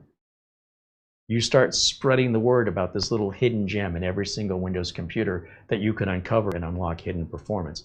And the hidden performance you're unlocking has a potential of making it that much faster, which no human being could ever see, by the way. You'll see it in a benchmark, but you won't see it in real life. And significantly increases the instability of the computer. You're more likely to crash and you're more likely going to have a Windows update problem in the future. And that crash could happen immediately after making this voluntary change you should have never touched because you believe some random crap from somebody who has no idea what they're talking about. And you made a bad decision to assume they did. Now you're going to pay the consequence for it. And you'll either pay the consequence for it immediately upon making the change, or in the future, could be 6 months, could be a year from now, when your system isn't working right for some reason, and no one will be able to diagnose that, because who in their right mind would think to ask you, did you make these driver changes? And then finally, best case scenario, there are no ill effects. You did make this change and it did exactly what it said and it gave you more performance, but you still can't tell outside of a benchmark it's running any faster. It didn't double it. It didn't even increase it by 10%. It's a little teeny tiny little thing that's really there for higher end performance server related equipment. And if you don't have that equipment, there's no reason for you to make that change. The best case scenario is you just got a little bit more. It's outside of a benchmark, it's meaningless. It makes no difference in the real world. And if you fall for that, well, I feel bad for you in 2026 because I predict we're going to see a bunch more of this nonsense without any fact checking and without any long-term testing, figuring out what the consequences potentially are for making unauthorized changes. My optimizer would never do that to a customer's computer. Never. That is so irresponsible. It's disrespecting anybody's value of their time and the value of their equipment by even suggesting it. It's a form of bullying and lying and manipulation and deception. Whether or not they charge for it, whether or not they're sincere, it's either intentional malice or it's complete ignorance. And if you follow that because you can't acknowledge, you can't tell that's ignorance or malice, then you got what you deserved. I know that's harsh, but you've got to learn this lesson. It's never going to stop until we as a society start looking for evidence before we make changes. I mean, I'm assuming your computer is important to you and that you want it to run and you don't want it to crash. And you just think you're going to get free performance by making a registry change. Never going to happen. That's never, ever going to happen. It has never happened in the past. It's not a thing. I want to take a pill to make my muscles bigger. Never going to happen. Never has happened. So every time I see a bottle of pills that says this will make your muscles stronger, it means you have to exercise and do a bunch of other stuff. And really, if the pill helps, it's very rarely is that ever verified through any professional medical association that that's in fact true. Because if it was, it'd probably require a prescription and cost a lot more money. Anyway, there's a price to be paid is all I'm trying to say. And if you're getting it for free and you think it's a miracle pill, good luck with that. I don't know any aspect in my entire time on this planet where there's ever been an exception. Not once. So just expect more of that and protect yourself if you want to. I'm assuming you want to. You know, here's an example. The fan on the streamer, there's 3 fans up here, and this last one was making a ticking sound. Tick, tick, tick, tick, tick, tick, tick. It was driving me crazy. So I had some time and I opened it up, and if you're regular to this channel, you know you've already heard the story. The cost to replace all 3 fans, they're 92 millimeter and they're really thin. They're about $20 a piece, about $60, and there's nothing wrong with the first 2. And I went on eBay trying to find a spare fan. I couldn't find one that matches. So if I bought a different manufacturer fan, me being who I am, I want all 3 to match so they all have the same spin, rotation, and airflow. Otherwise, it's one side's going to blow more air out than the other at full speed, and they're going to run at 2 different speeds. That's a lot of extreme effort to change out 2 good fans for 1 bad one, and have to replace 3 fans at 3 times the cost for 1 bad one, plus all the work, right? You got to do all the cable management for that, which is very tight in this little case. So I said, well, what have I got to lose? I mean, if this fan back here is already bad, it's not like I could break it, right? Now, this is a different scenario from taking something that works and going, oh, if I make this registry edit, it's going to make it work better. No, no, no, never, never. We never do that in real tech work. We never do that. We might update drivers, we might update a BIOS, but we're not editing registry settings to fix problems unless that is a specific documented procedural task that has been assigned to you from an employer. We wouldn't disrespect somebody's equipment and the value of their time in that way and then call ourselves professional. That's a hobbyist activity all day long with hobbyist consequences that we don't work with in professional world. We don't deal with these problems. But that being said, I said, okay, well, if it's already broken and I've got nothing to lose, I've fixed a couple of fans, maybe like 3 in my whole life. I'm not an expert at it. And a friend of mine showed me how to do it once because I didn't even know they were repairable. And I was like, all right, kind of got an idea how this works. And there's a little sticker, or there's a sticker on the fan. And then if I push down on that sticker, I feel a little hole underneath of it. And I take a sharp X-Acto blade, a box cutter knife, and I cut around the sticker so I can see the hole, what's down in it, and what's down in it is the motor spindle. And that motor spindle, what can happen is it can start wiggling. If the bearings get loose, it'll start hitting the walls as it spins. Tick, tick, tick, tick, tick, tick, tick, tick, tick. And I'm like, okay, you know, it's pretty quiet when it spins slow, but when it spins fast, that's when it starts like a washing machine, a clothes washer, you know, and thing starts spinning, the thing will start rocking and making a lot of racket. So that's usually fixed by balancing the feet. Another problem for another day.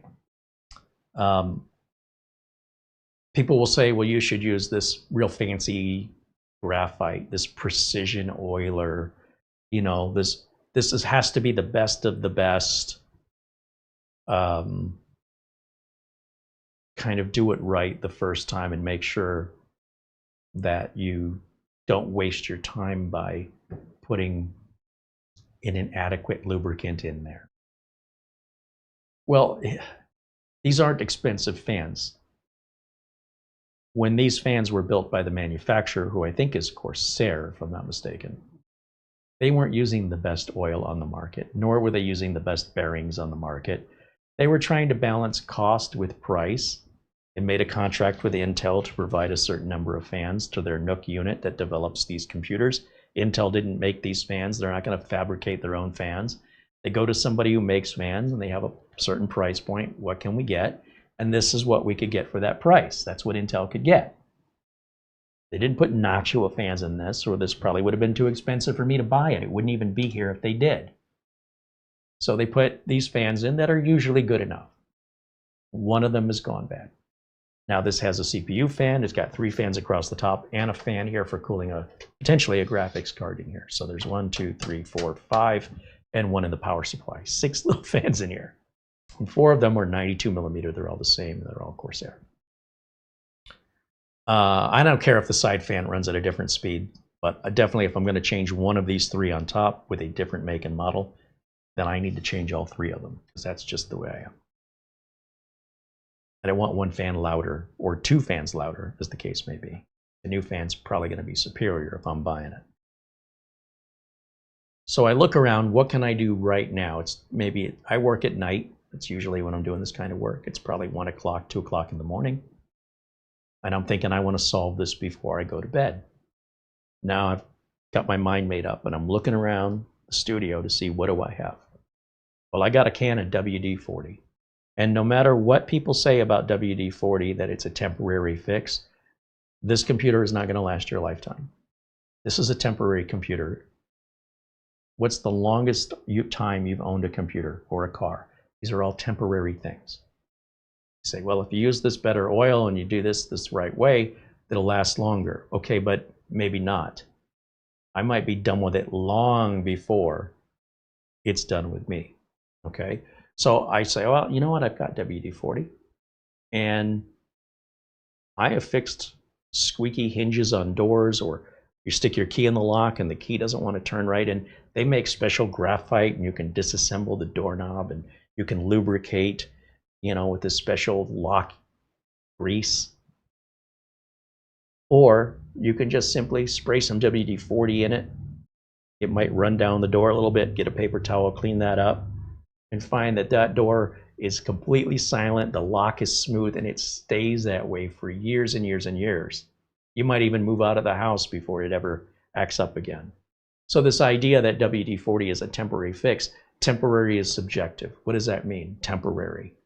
5 days, 5 minutes, 5 years, 50 years? Depends on how it's being used and what it's being used on. And this is my point. Since I had the WD-40, I went ahead and very carefully sprayed it through the center spindle of the fan. So remember, the fan is knocking about when it spins fast, so we can kind of cushion that with a little bit of oil. And I see the oil go down as I'm spraying it in, and the fan is turning. I see the oil go down. It's going into the mechanics of that motor. There's no holes on the other side. It can't drip through. So I don't want to overfill it. And then I spray a little bit more very cautiously, and I see it get to a little puddle about maybe 20% of the depth of the hole. So there's like a little puddle of it at the bottom. but it's way far from the top. There's no holes for it to leak through anywhere. And then I run the fan on high for about 20 minutes just to work it in. Just make that thing work as hard as it can. 20 minutes, an hour, whatever. You can't overdo it. That was last month, I think. Has it been 2 months? This thing is, you'd never know what was repaired. It's as quiet now as the day it was new. And if that changes, I'll let you know. But what do you think is going to happen first? Make your predictions for the future. Will I end up having to replace this fan? Or will I be replacing this computer? Which is more than likely going to happen first? And when I say replace the computer, I don't mean to replace it because something's wrong with it. Every time we've upgraded the streamer, we've upgraded it because we could, because we were just bored and opportunity struck. If I go back to my very first streaming computer, it still works to stream today, even in 4K. It's not like I have to have the latest and greatest to do this job. I just like to mix things up. I get bored. You know what I mean? And I think I'll get bored of this. And I can't tell you if it'll be a year or 3 years or 4 years. And I can't tell you for sure, but I have a strong sense that that WD-40 has fixed it to the point where it won't matter anymore because I won't be using it regardless. And without having to change the fans and spend the money and just using what I had here. And that you wouldn't know the difference if I put expensive graphite in it and I did it all this special way, I'm still with the same result. And if the difference between the graphite is it would have got me 10 years and the WD-40 is only going to get me 8 years, that's long past any regular use case scenario. And if I'm wrong and this thing starts ticking again, you better believe I'm going to tell you. And then we can go back and see how long it lasted just out of curiosity. So if we want to do that in the future, we have an idea. This can fix it for this period of time. But if that never happens, then that fix was the same as any more expensive fix. Doing it, do it the proper way, which is ultimately the proper way is whatever gets you to the solution the fastest, that lasts for the period of time you would expect it to.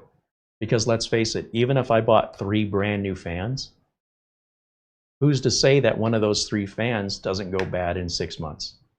You're just making an assumption, well, it's new, it's going to last longer. No.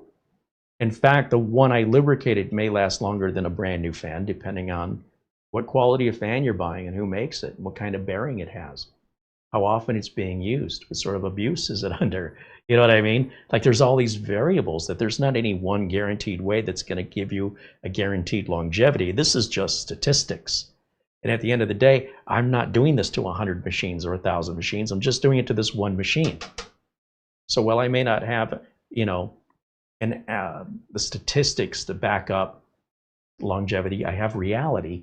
And the reality is that fixed it for me. And so far as I can tell, it's never ever going to break again to my awareness, ever.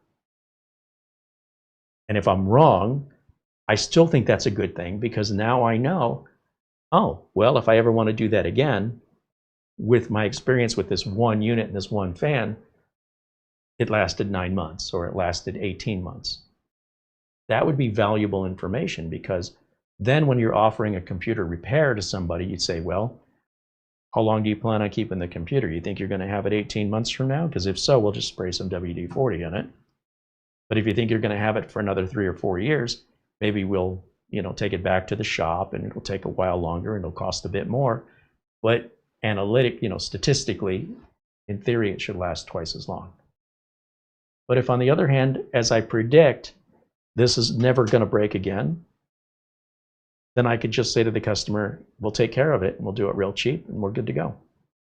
Everybody's happy, they get it back faster, they get it back cheaper, and they don't know any better. All they know is it's fixed. And as long as it stays that way, they're happy. So there's not just one way to fix things. Sometimes people go way over the top for something that requires a little teeny tiny bit of effort.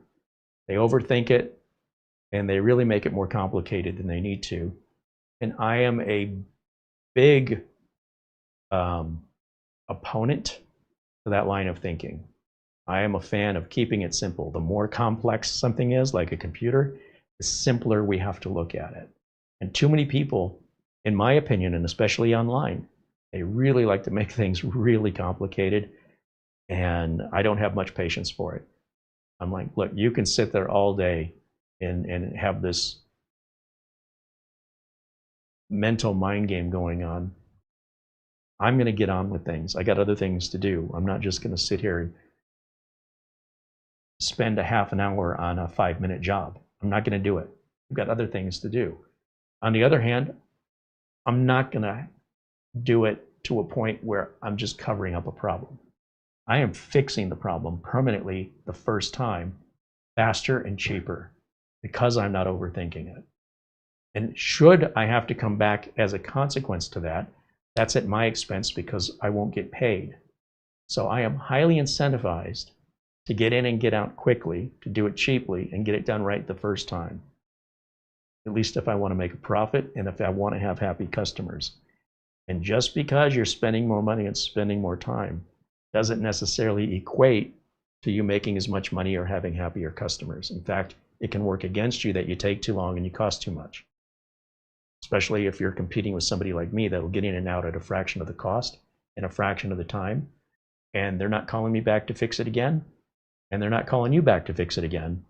Why would they pay more and wait longer for you if the end result is, from their perspective, it works and it continues to work? I give them the same guarantee you give them. Who would you pick? That's my philosophy on that. And so to test my own philosophy, I eat my own dog food. Say, well, I'm going to try it. Let's see what happens. So anybody that kind of looks down their nose at WD-40 being a lubricant, how often do you just oil something once? You keep something long enough, it's going to need to be oiled again. And I don't care what kind of oil you're using. Oil doesn't last forever. And again, depending on what it is, how often it's used, there are all these different scenarios, including the environment. I'm in a very dusty environment. If anybody was going to have a failure with a fan bearing, it's me. So we'll see how it plays out. So as long as this stays on the desk, if I start hearing a tick, tick, tick sound again, we'll talk about it. I won't be hiding that from you. I think that's valuable knowledge. That's evidence and not speculation or gossip. And if it never happens again, something to keep in mind. Out of sight, out of mind, Jim Kenny says, did you seal the hole at the top for the dust, or does it matter? I did not cover the hole. So on this fan right here, if I take this lid off, you can see right through it. I could take a piece of Scotch tape, or I could go on Amazon and buy like a round label sticker and stick it right on there. But there's already a filter here, right? You see that. And I thought about it and I said, I want to see what happens. And I'm not intentionally going to cover that hole. So that hole is exposed, but it is covered by this plate. So it's not like it's just out in the open. This top is filtering. This is a big filter up here. So, well, it's not filtering 100% of the dust. No filter does, at least not on a computer. And ultimately, if this were in an environment where construction was taking place, it's probably going to get into everything, whether it's got a label on it or not. So no, it's an exposed hole, and I've left it that way because the hole faces up. If the hole faced down and then the oil could drip out, that'd be a different issue, because I don't want the oil dripping out indefinitely onto the circuitry below. Whether it's conductive or not is irrelevant. It's messy and it smells. So I would have covered it if I had to, but it doesn't need to be. As far as I can tell, that's just there for aesthetic purposes. But again, the proof is in the pudding. Let's see what happens in the future if the problem comes back again. Remember, the hole was covered up when the ticking started. It wasn't because the hole was exposed that we had a problem. So it appears irrelevant whether that hole is covered or not, at least with this computer and the orientation of these fans and the problem we had. So again, I feel like that's still a little overthinking it, because if that really mattered and that made a difference, we wouldn't have had the problem to begin with. That's the way I see it. So for that reason, I wouldn't waste my time with covering up a hole that nobody can see to avoid a problem it never had to begin with. But that's just the way I think. It could be wrong. All right, if you guys have any questions for me, this will be the time to ask. We're going to wrap it up here in about 10 minutes. So David Graham says, Carey needs to get that tux and wear it on the show. Oh, I have it. I don't wear it because I'm not comfortable. It's like putting a cat in a Halloween costume. He might look cute, but he is not happy. Do I still have the doggies? Yeah, we still have Jimmy back over at Studio A. Tony says, do you still use a leaf blower to clean CPU fans? Yep, absolutely. Why waste more time? I will say, though, mostly when you see me use a leaf blower on a computer, the computer's been neglected for years and years and years, right? When I clean my own computers, myself and a good friend Mitch, we use these blowers here because we're, look, I'm not going to spray out a big cloud of dust in the house. I'm going to take that outside. And this is going to take forever to blow out a really neglected computer. I don't want to spend that much time. So I grab a leaf blower, take it outside, and I can have that thing spotless, including the inside of the power supply without removing it. Every filter, every heat sink, because the leaf blower, the end of the leaf blower hole is about this big, and it's blowing the air out at like 130 miles an hour. And it takes 45 seconds, maybe a minute if you want to be extra thorough, and blow through all the ports, blow through every single slot, every single fan, and you get it done quick and it's all outside. But if it's a little bit, just like a light layering of dust, you get one of these bad boys right here. They sell lots of these, all your different names on Amazon. And it's just a USB rechargeable battery in here. And there's they keep making these more and more powerful, by the way. I think the Wolf box now is about $100, and it's got removable batteries. When the batteries in these eventually give out, as all lithium batteries do, you'll just have to replace the unit. This was like $60. But this has been 3-4 years I've had this. I haven't had to replace it. And they do make them with far more powerful airflow. They're also, if they're more powerful, they're usually larger, a little heavier. And I like that I have a carbon non-conductive brush. So any stubborn dust I can rub on it while the fan is on without worrying about short-circuiting anything or causing a spark. Normally, I'd say never touch the components. Don't touch them. People go, I use a vacuum cleaner. But if your vacuum cleaner is drawing air in, then instinctively you want to brush it with the vacuum cleaner, and you're making contact with all those parts. Plastic against plastic generates static. That's a good way to kill your computer. So you always want to make sure the air is blowing outwards. And you can get close to the components, but you don't want to touch them. But if you have a carbon brush, then you can absolutely touch those components. It's very easy on them, and there's no conductivity that you have to worry about static discharge or anything like that. So I love these little guys because a lot of what I use when it comes to like the computers around here, I don't let them get that dusty. So, I don't necessarily need to take it outside. I can just do it right here on the bench. And then whatever dust is in, it's probably in the carpet. And then when you vacuum the carpet, it pulls it up. But that's my philosophy on that. But when I get a customer repair in and that customer hasn't worked on that, hasn't opened their computer in years, I'm going to be a long time with this. Leaf blower takes care of it. We haven't seen many computers come in for repairs. Pretty much since the pandemic, it started to slow down. And doesn't break my heart any in that part of it, because that's the gross part. But sometimes, I think the last time, let me think. The last time I might have used the leaf blower, probably on some of the machines we got from Emerald Computers, the recycling place. There were a few there that were pretty nasty that I used the leaf blower on before I brought them into the house. So it wasn't that long ago that I used it, but it wasn't done on camera.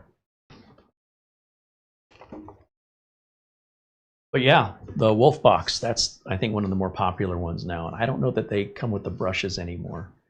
And if they don't come with the brush, but they also have higher airflow, the need for the brush isn't as necessary if the air can really push through some of the stubborn stuff.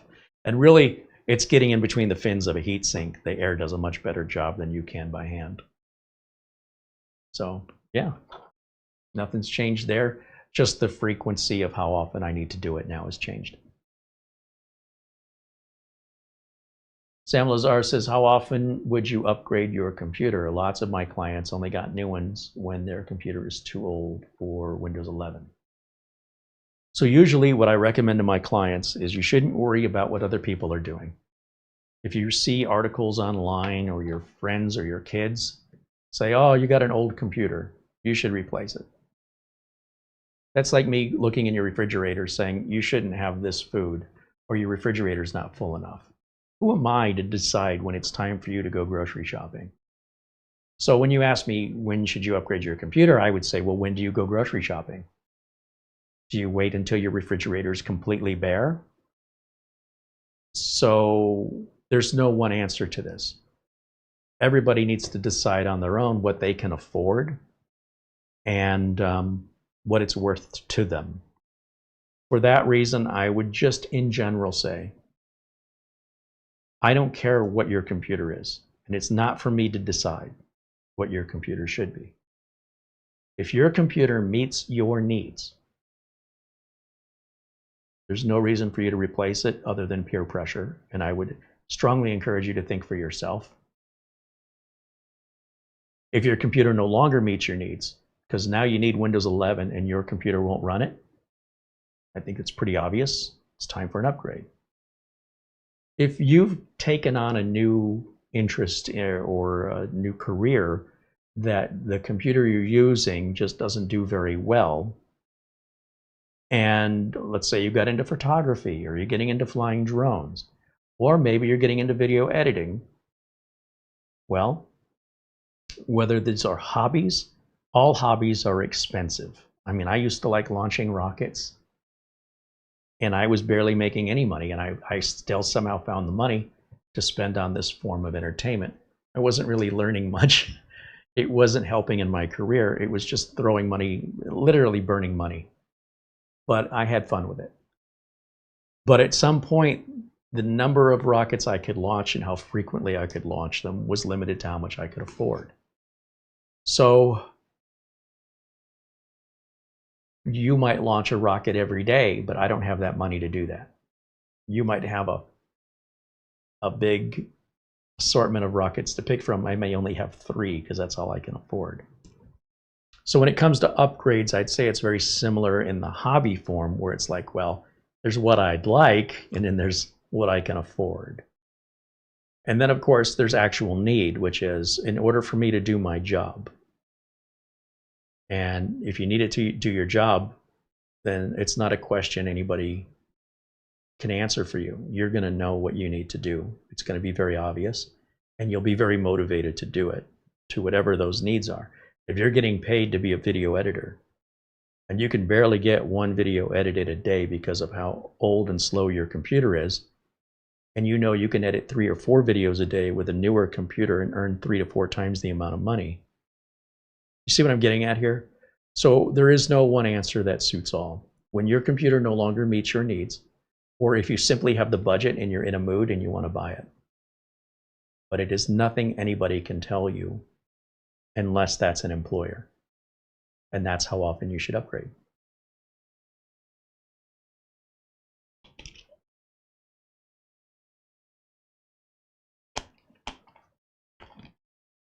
Nerdy Linux person says, why is Banana the name for the CD-ROM driver in MS-DOS? I'm not aware of any CD driver called Banana in Windows or DOS. The MSCDEX driver.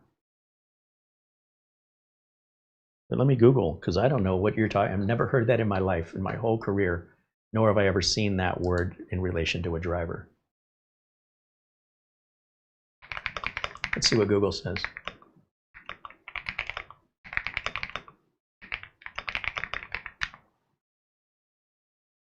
MSCDEX is the default device name. So I don't know what else you're talking about.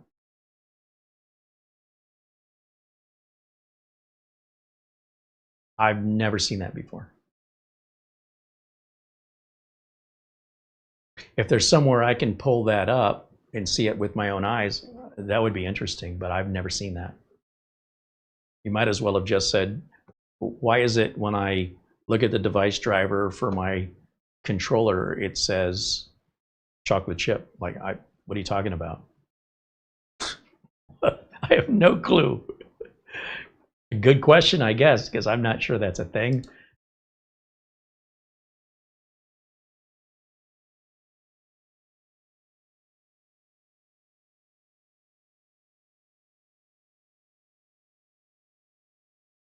Usually,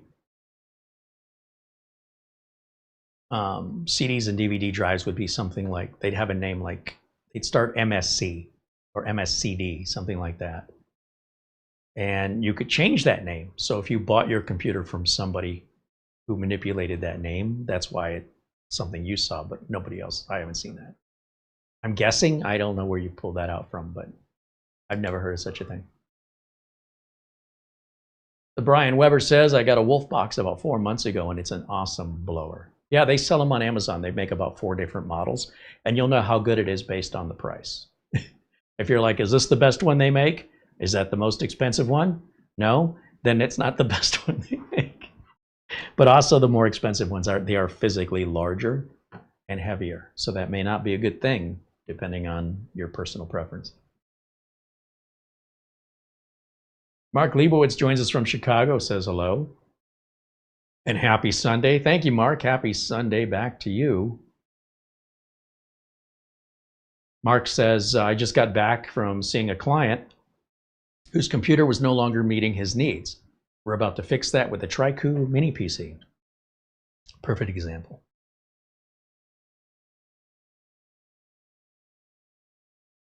I hear a cat.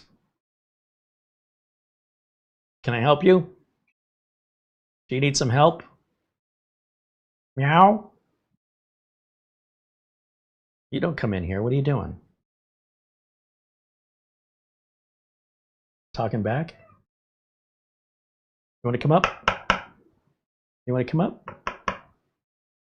I don't speak Cantonese. I don't know what you want. Speak English.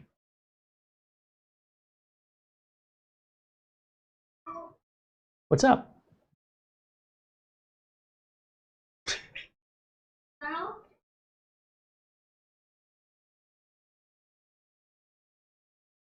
Just anybody can walk in the studio these days. We've got no security. She's a nice cat. I'm not even a cat person, but it's hard to not like her. She's so nice. I'm still trying, but she's winning me over. All right, let's see. What else do we have?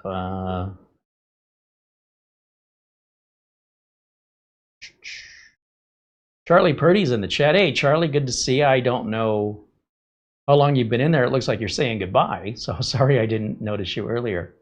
He says, Happy New Year to all. Have a great 2026. Right on, back at ya. Wow, What's that? she was telling us she had to go out. Oh, is that she wanted to go outside? I love it. That's okay. Awesome. I might need to go outside too.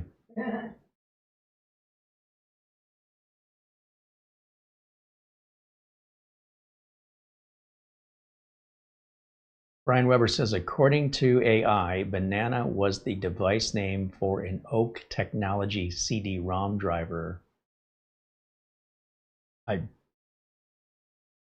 Primarily in my career,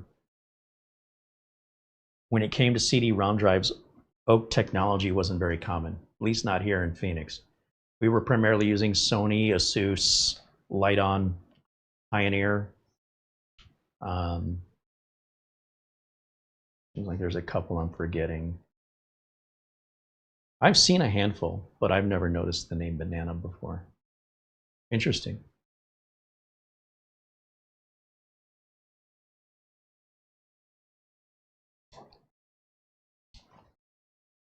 Martin Erickson said he had a Gold Star proprietary CD-ROM drive with an ISA controller card.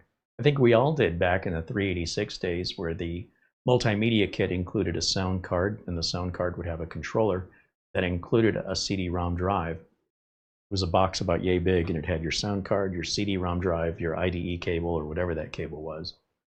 The Sound Blaster, at one point, you know, they had a creative media kit that could have contained one of 3 different CD-ROM drives, so it had 3 controllers at the end of it, different lengths of pins, and depending on which one arrived in your box, it was possible you could get 2 that had 2 different drives that sold as the same kit with the same capabilities, but the internal connection was different. And so they accommodated 3 different kinds of connections on the sound card. Just in case, I guess, they ran out of one manufacturer suppliers of drives, they could switch to a different one. That's when there wasn't a standard. So everybody did it differently back then. Kenneth Brown joins us, says hello to everybody and the cat. Bikeman said, I once had a Pioneer slot load DVD drive. Sure, yeah.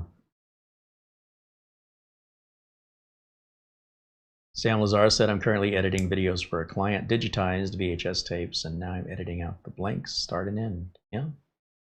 And so, yeah, if you're using your computer for business, right, and your computer is slow or lagging, and you're realizing you're losing money based on how long you have to wait for your computer to process, then it may be time for you to upgrade if there's, you know, either because you want to, or simply because if you did, you could get things done faster and be able to do more things in the same span of time and make more money in the same span of time. But again, that's your situation, and for you to decide when the time is right. Andy says, mini blowers sure beat the heck out of buying canned air. Oh, absolutely. Absolutely.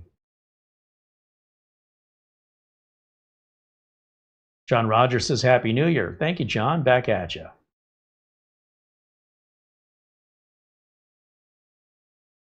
Just scrolling up through the chat to see if there's other questions I've missed. Again, as long as you have questions, I'll stick around, but otherwise we will wrap it up. So how long I stay is dependent upon your participation or lack thereof.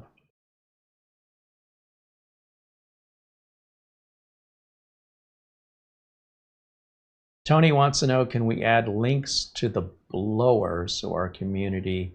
Well, there isn't just one, Tony.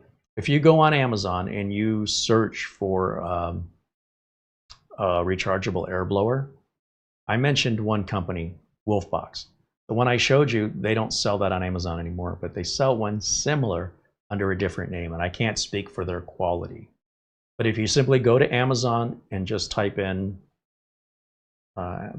probably handheld air blower, let's just do it live. You shouldn't need links for this, guys. Like here's a part I'm kind of struggling with. We put things in the video notes and people won't read the video notes, and they email us asking us for links. And I'm like, why are you asking me for the links I already included in the video notes? So now we're not putting the links in the video notes for a lot of things, because generally there's a large portion of viewers that are oblivious to what video notes are and don't know how they work. What we're trying to do is we're trying to teach a man to fish. We don't want to spoon feed you. We want to be able to show you how you can take care of yourself. Introducing products, and I can provide links to it, I do. But when we have a conversation like this, to stop in the middle of a video and provide links afterwards because one person asked, it's a lot of work for one person. So what I would say in this particular instance, since we're not demonstrating any particular unit, is to empower you to look at your choices, because there's a lot more than what we talked about.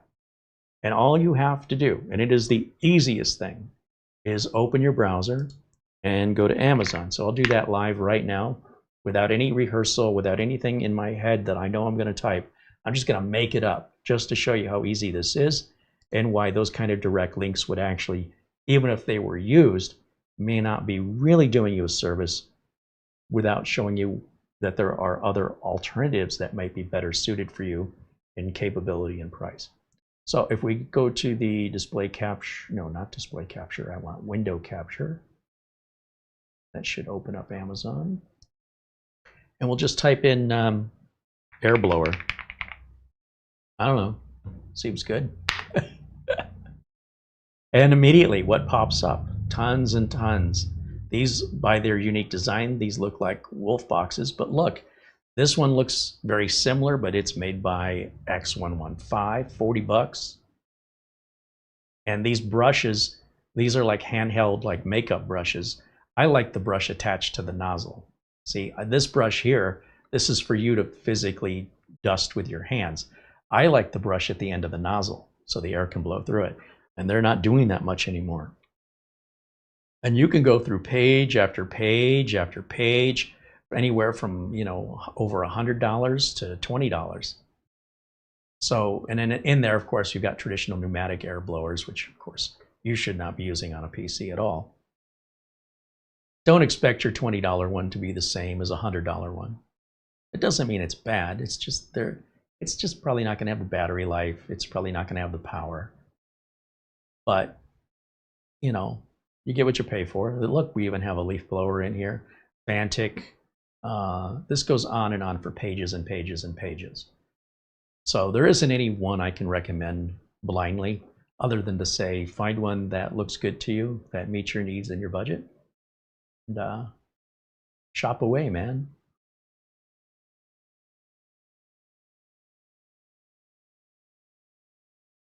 If there's a particular product, right, if I'm looking at a particular mini PC, a specific make and model, I'll always put a link to that, because especially if the video is all about that, I don't want you to have to go find it. But stuff like that, generic tools, there's lots of things to consider that 10 of you could order 10 different units, and everybody could be very happy with their purchases. But that would lead to a lot of leaks. All right, let's see what else we got in the chat. Ahmad says, what is my suggestion about having a NAS for home use? Well, again, it depends on whether or not it's something you want or something you need. If it suits your needs or it suits your wants, buy it. There's plenty of NASs on the market intended for home use. It's not like you're taking a business NAS and using it at home. And for me personally, I use like a small business NAS personally, but primarily I'm using it as just a large network shared storage device, so I have access to everything from anywhere in the building. But you might want to run apps on it. You might want to run virtual machines and Docker containers and all this other stuff. If all you're looking for is storage, you can just buy a USB drive and share it on your network. You don't need a NAS for that.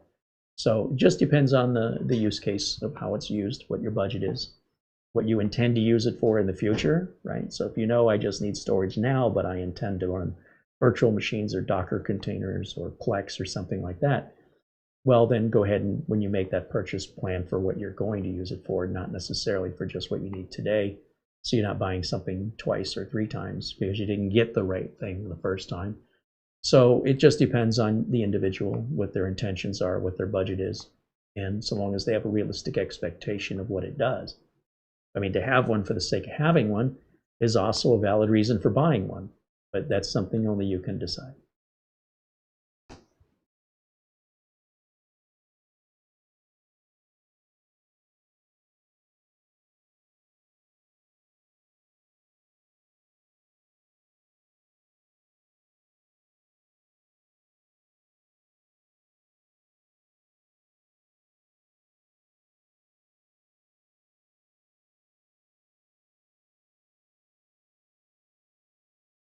Bikeman said, speaking of these portable mini air blowers, how often should you check the charge on the device and charge it up?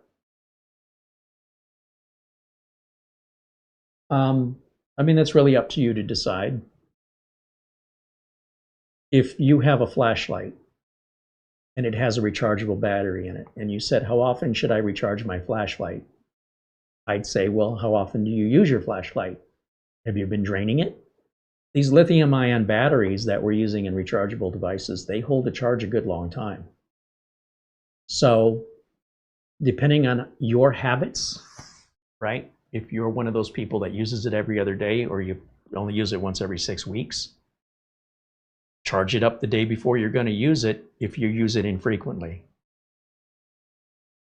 I wouldn't charge it for the sake of charging it unless it's been at least 6 weeks.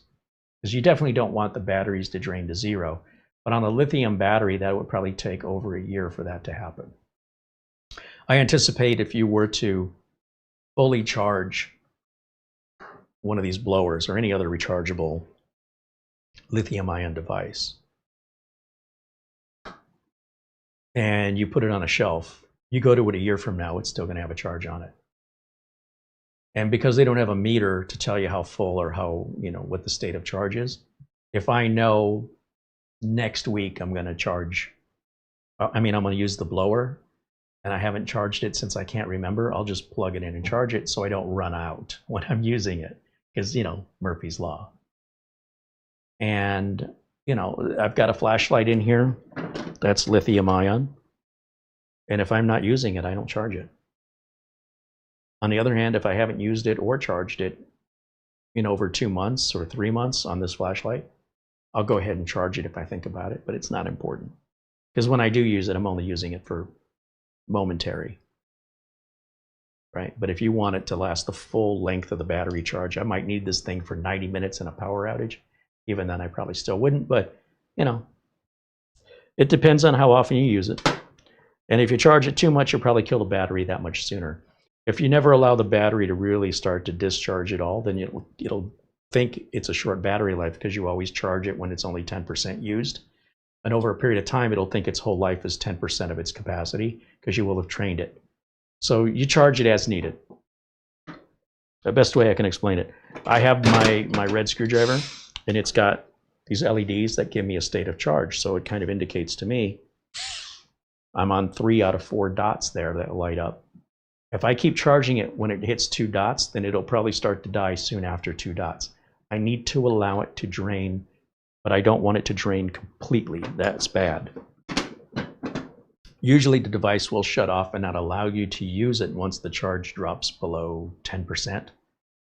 So it prevents the damage to the battery. But not all devices, especially cheap stuff coming from China, they may not have those battery protections. So then you're going to toast your battery because you wanted it to drain too far, or you've charged it too frequently. So I would just say charge as needed. If you know you're going to use it tomorrow, go ahead and charge it up the night before. If you forgot, then just go ahead and charge it up as soon as you think about it, and wait till it's charged and postpone what you were doing until then. Or don't charge it at all. Just use it, and when the fan turns off, go plug it in and charge it. I mean, there's no right answer here, but if you continually keep doing the same thing, whether you're overcharging it or constantly undercharging it, you're likely going to reduce the battery life. Whereas life is random, and if you just accommodate life, you're not a robot. Don't treat yourself like a robot. You can't keep giving yourself the same food day after day and think you're not going to have negative medical effects because you're not giving yourself enough variety in both the amount that you're eating and what you're eating. You cannot eat the same amount and the same thing day after day after day, and I don't care what it is, without suffering some kind of a medical condition as a result, because you're not a machine. So use it as you need to and allow it to accommodate you. You should not be a slave to the technology. That technology is there for you. And if you know you're going to need it, prep it the day before. That would be my best advice. I wouldn't even give it a second thought. I assure you that if you go to grab it and you go to use it and it dies early on you, you're going to charge it up. Probably not going to hurt anything. And you'll probably be a little upset that it's interfered with your plans. And if that's the case, you'll learn. You'll say, okay, I won't go that long next time. And just through experience, you'll learn how often is right for you to recharge it.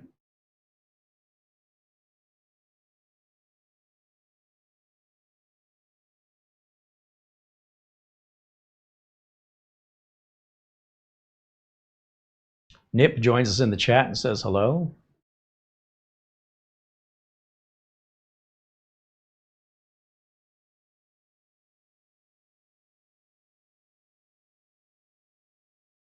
Al wants to know, what does distributed COM do as I get a warning in Event Viewer with event ID 10016? Event Viewer is supposed to contain events. That's what it's there for. Your goal should not be to go digging around in there looking for problems. The Event Viewer is there to diagnose problems. So my question to you is, look, do you need to understand all the technical details of Windows? Because we don't have time to get into it. It's engineering and it requires a professional level of academia in order to get you to understand how these things relate to one another. Because just to identify what this one specific thing does ignores all the other things, which won't do you any good. Instead, I would ask you, what symptom is your computer having, and we'll help you solve it. But yet, you are supposed to have errors in the device manager. That is supposed to happen. I don't know why why are you looking in there? What are you looking for? Because if you're looking for errors in your event manager, your event logs, there better be some in there. Okay, that's normal and nothing to fix. And if you attempt to fix it, you're going to break something. So if you're having a computer symptom that you're trying to resolve, whatever you're doing right now, in my opinion, without knowing anything else, is the wrong. It's like you're looking over here and the solution's over here. But until I know what the problem is, you're not having a problem. You think you have a problem, and I'm telling you, there's no problem here. That's normal. But the minute you start digging down this rabbit hole about what distributed COM is, and you understand how it relates to all the other services, then you start getting into programming code and engineering, and it just doesn't stop. You can keep going deeper and deeper and deeper. And if you want to do that, I would say probably the best place to learn that would be more of a structured syllabus level education from a professional school that will teach it in the right order. Because if you start over here somewhere and you've got to work your way backwards, it's poof. But the bottom line that I can get to on this is that never once in my entire career have I had to explain what distributed COM is to a customer, and never once has that resulted in a fix or been a cause of a problem. So for that reason, I appreciate the question, but I see it as a pointless question unless you're a developer. But if you are having a computer symptom, I'm here to help you with that. But having errors in your event log is not a problem. You're always going to have errors in there. And that's just, it's by design. They aren't bad.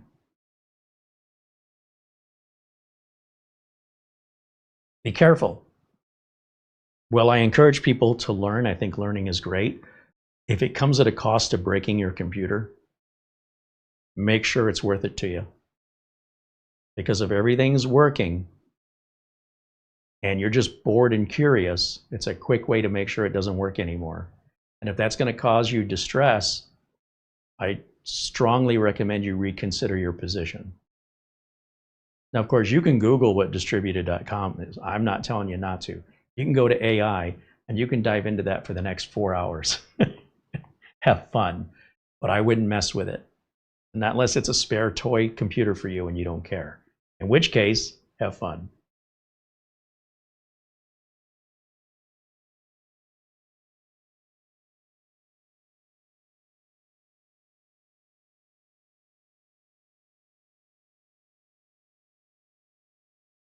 I bet you there are full Reddit forums just talking about that error in the registry, and people that have technochondria that want to know how to fix it, and they don't understand it's not broken, and they don't get it. And it's like, just, it's always been there, and it never bothered you until you saw it. It's a psychological thing that if you never saw it, it would have never bothered you.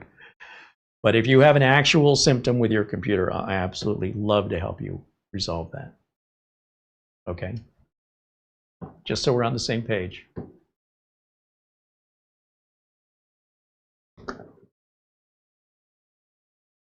I want to make sure I haven't missed anything here.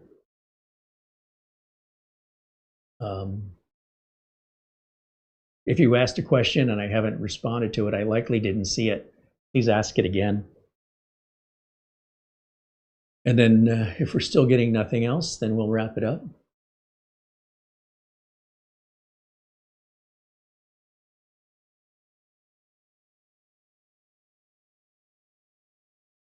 Is Mara still using the ASUS ProArt build?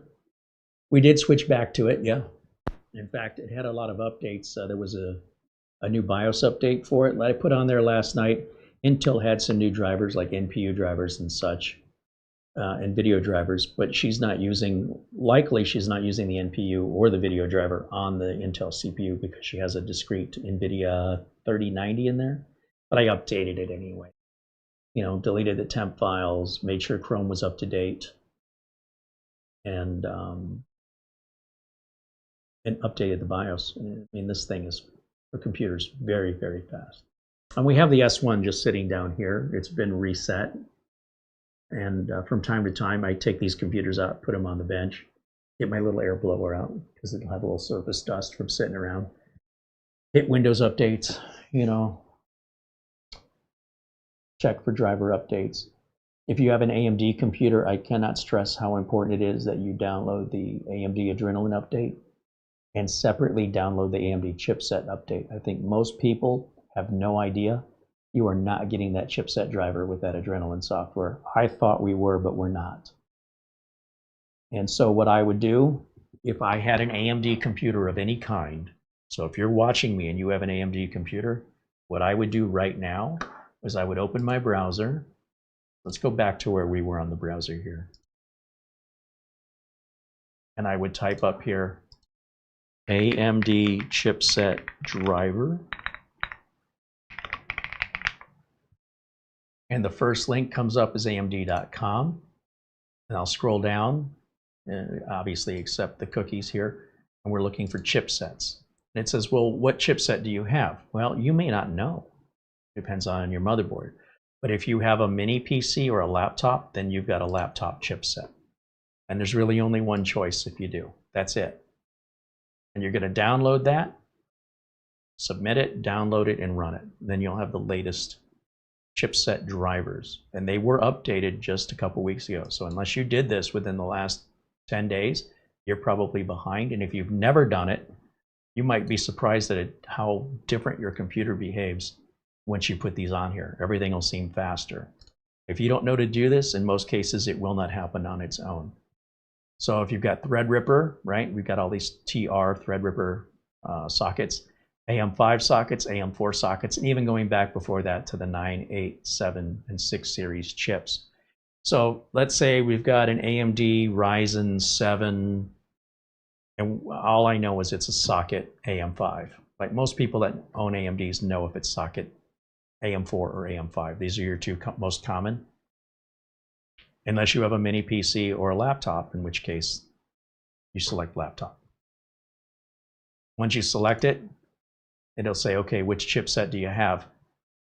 This you can find out by simply running something like CPU-Z, and it'll tell you, it's right in your motherboard's model number. Okay, so if you know you have, what's an AMD chipset? You have a Gigabyte B650 Eagle AX motherboard, and look for B650. See how this is 86888 B650, not an E, B650. Submit that, you're going to get the driver. I think if you were to select each one of these, I'm not 100% certain, but I think you're going to get the same file. I think this is unnecessary to select it. I think if I select an 870E and submit it, and I want it for Windows 11, it's version 711262142. Okay, 75 megs. If we go back and we select, go back to AM5, we'll go to the A620. I bet it's the same. 711 to 75 megs. I bet we can go all the way down the list and it pulls the same one up every single time. But just in case, I don't know why they do this. I think it's just being nerdy. We want chipsets.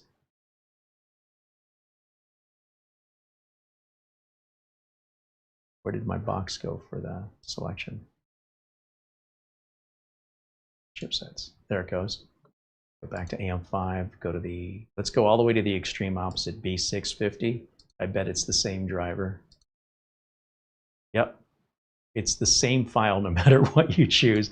Maybe these options down here change, I'm not sure. And there is an NPU driver, which by the way, Great idea to make sure that this is updated.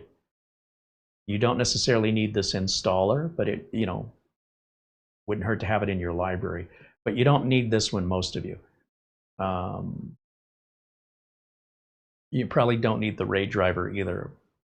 But if you look at the date of release, it looks like this was released on the 10th of December, so it's been about 3 weeks. The rest of these, a little bit older, November 3rd, and then of course October 5th. So they're not as frequently updated, but this can make a huge difference in performance security on your computer. And this is authorized genuine information, unlike editing your registry to change your NVMe driver, which is insanity for anybody to do that to their own system, thinking there's some hidden performance that Microsoft is withholding from you. What are you thinking? What would be in Microsoft's benefit to hinder your performance on purpose? If that was an official stable thing, they'd release it. There's a reason why they didn't release it, and I want you to keep that in mind. All right, so let me go back over to camera one here, and I do hope if you have an AMD system, you do, at the very least, just make sure you download those latest chipset drivers. Do it for yourself. You can thank me later when you notice things are better. Seriously, see for yourself. You want to talk about leaving performance on the table? There you go. Only that one's real. If you run Intel, you're probably fine. Really nothing you need to do. This is an AMD maintenance thing that's unique to AMD. Wayne Ellison joins us, says hello. Channel 0 saying hello.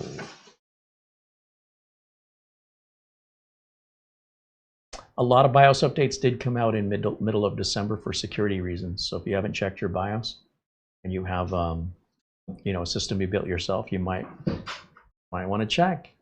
Ignorance is bliss. There might be an important update there you have no idea that's there, and it would be to your benefit to install it, at least with regards to security. I don't know about anything else. And it affects Intel and AMD across the board.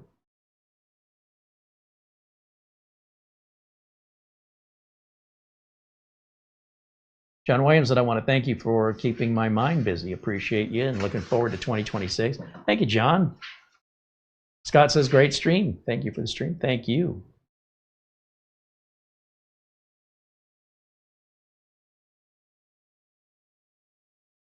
Chris Dunn joins us and says hello. Welcome in, Chris.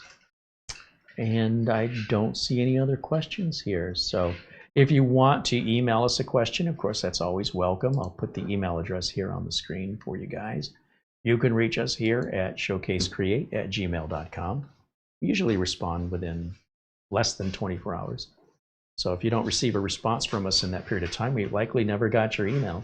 One of the common reasons we don't is that you are either, you have an incorrect reply address and we can't respond to you because you're unaware that you've got an invalid reply address, or you've mistyped our email and sent it to somebody else and we never got it. Those are the two main reasons you will not get a response.